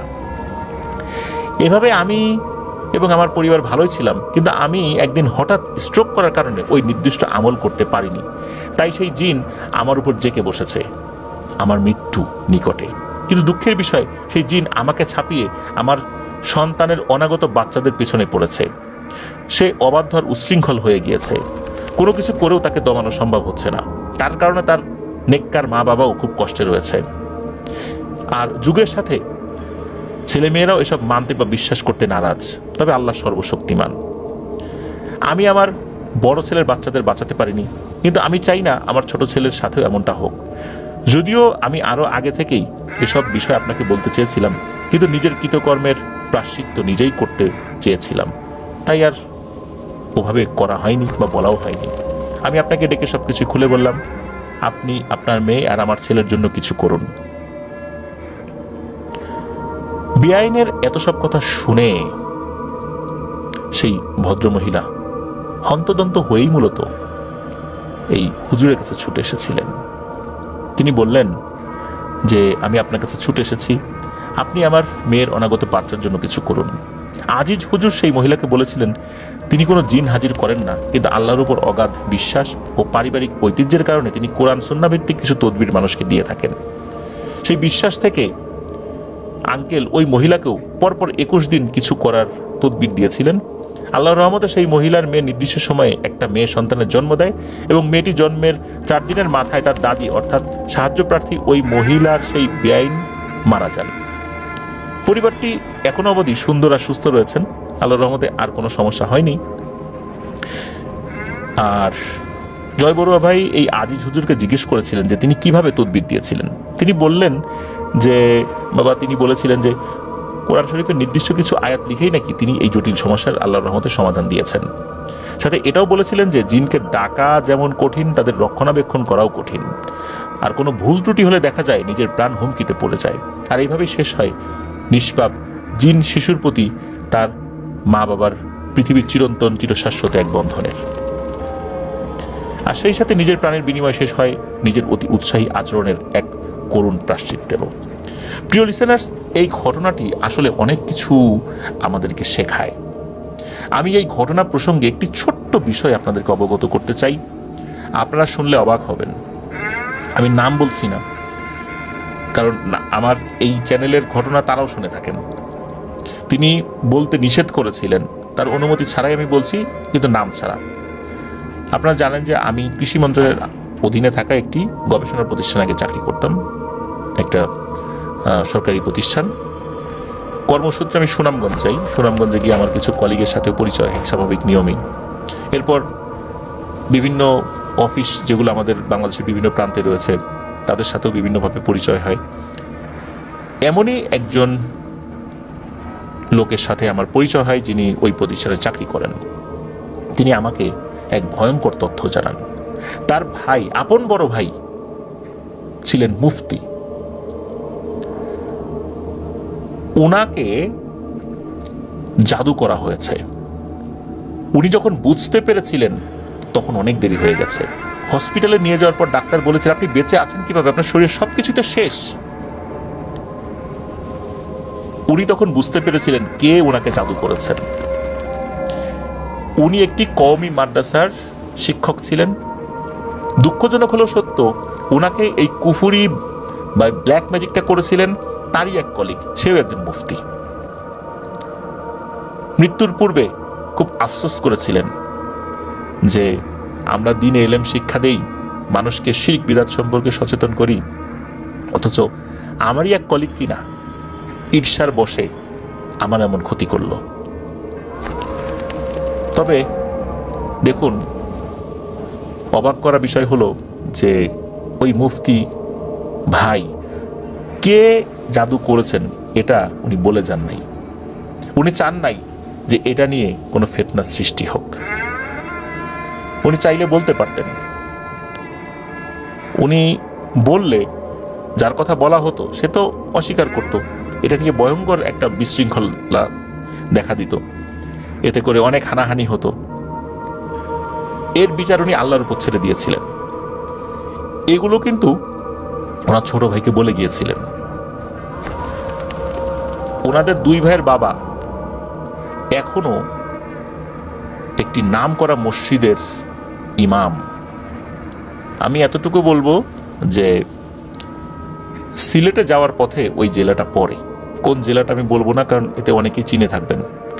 আর যেহেতু বিষয়টা আমি আসলে অনুমতি নেই এই জন্য বিস্তারিতভাবে বলতে পারলাম না। আমি এতটুকুই বললাম যে আমরা শুধু তান্ত্রিক কবিরাজদেরকে গালিগালাজ করি, কিন্তু এর আড়ালে ভদ্রতার মুখোশ পরে থাকা এমন অনেক ব্যক্তি আছেন, তাদেরকে আমরা বিশাল বড় আল্লাহওয়ালা ব্যক্তি মনে করি। তারা যে কত বড় কুফুরির মধ্যে লিপ্ত আছেন এটা বাইরে থেকে বোঝা যায় না। এমন কিছু লোক এখনো ঘাপটি মেরে আছে, যারা নিজেদের কার্যসিদ্ধির জন্য জিনেদেরকে নিয়ন্ত্রণ করে, তাদেরকে দিয়ে পাপ কাজ করায়। নিজেরা তো করেই যাচ্ছে, কিন্তু সবাই না। এটা মনে করার কারণ নাই যে সবাই এই কাজ করেন, কখনোই না। মুষ্টিমেয় কিছু লোক, কিন্তু এই মুষ্টিমেয় কিছু লোকের কারণেই অধিকাংশ লোকের বদনাম হয়ে যাচ্ছে। প্রিয় লিসেনার্স, ভেবেছেন একবার কি ভয়ঙ্কর কাজ? অথচ যিনি এটা করেছেন উনি একজন মুফতি, ফতোয়া দিচ্ছেন, মসজিদে ইমামতি করছেন, জুম্মার নামাজও পড়াচ্ছেন, অথচ তার কলিগকে উনি ব্ল্যাক ম্যাজিক করে মেরে ফেলেছেন। এটা আমাদের জন্য খুব হতাশা ব্যঞ্জক একটা কথা। আল্লাহ তাকে বোঝার তৌফিক দান করুন, আমাদেরকে বোঝার তৌফিক দান করুন। প্রিয় লিসেনার্স, আরো একটি কথা, অতি উৎসাহী হয়ে আমরা কখনোই এই ধরনের কাজ করব না। যে কাজ আমরা শুরু করতে পারবো তার শেষ করার পদ্ধতিটা জানা থাকাও জরুরি। যদি সেটা না জানি তাহলে কোনোভাবেই আমাদের উচিত হবে না সেই কাজে হস্তক্ষেপ করা, যেমনটা এই ঘটনার ক্ষেত্রে হয়েছে।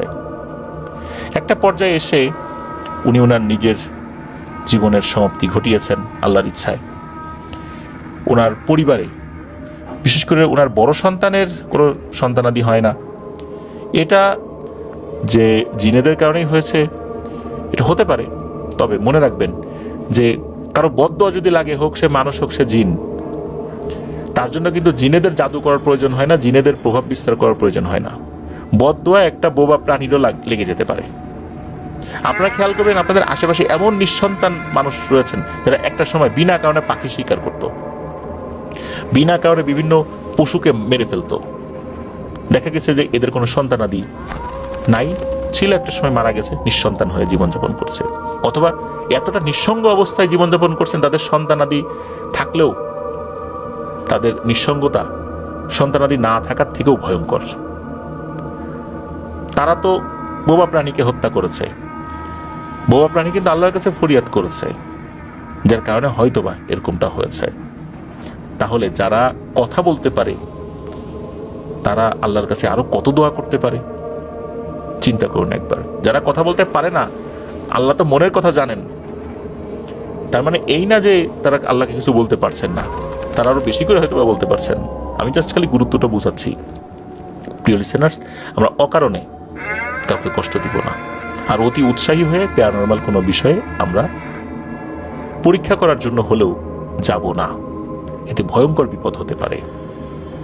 আজকের এই ঘটনা থেকে সেটাই প্রমাণিত হলো।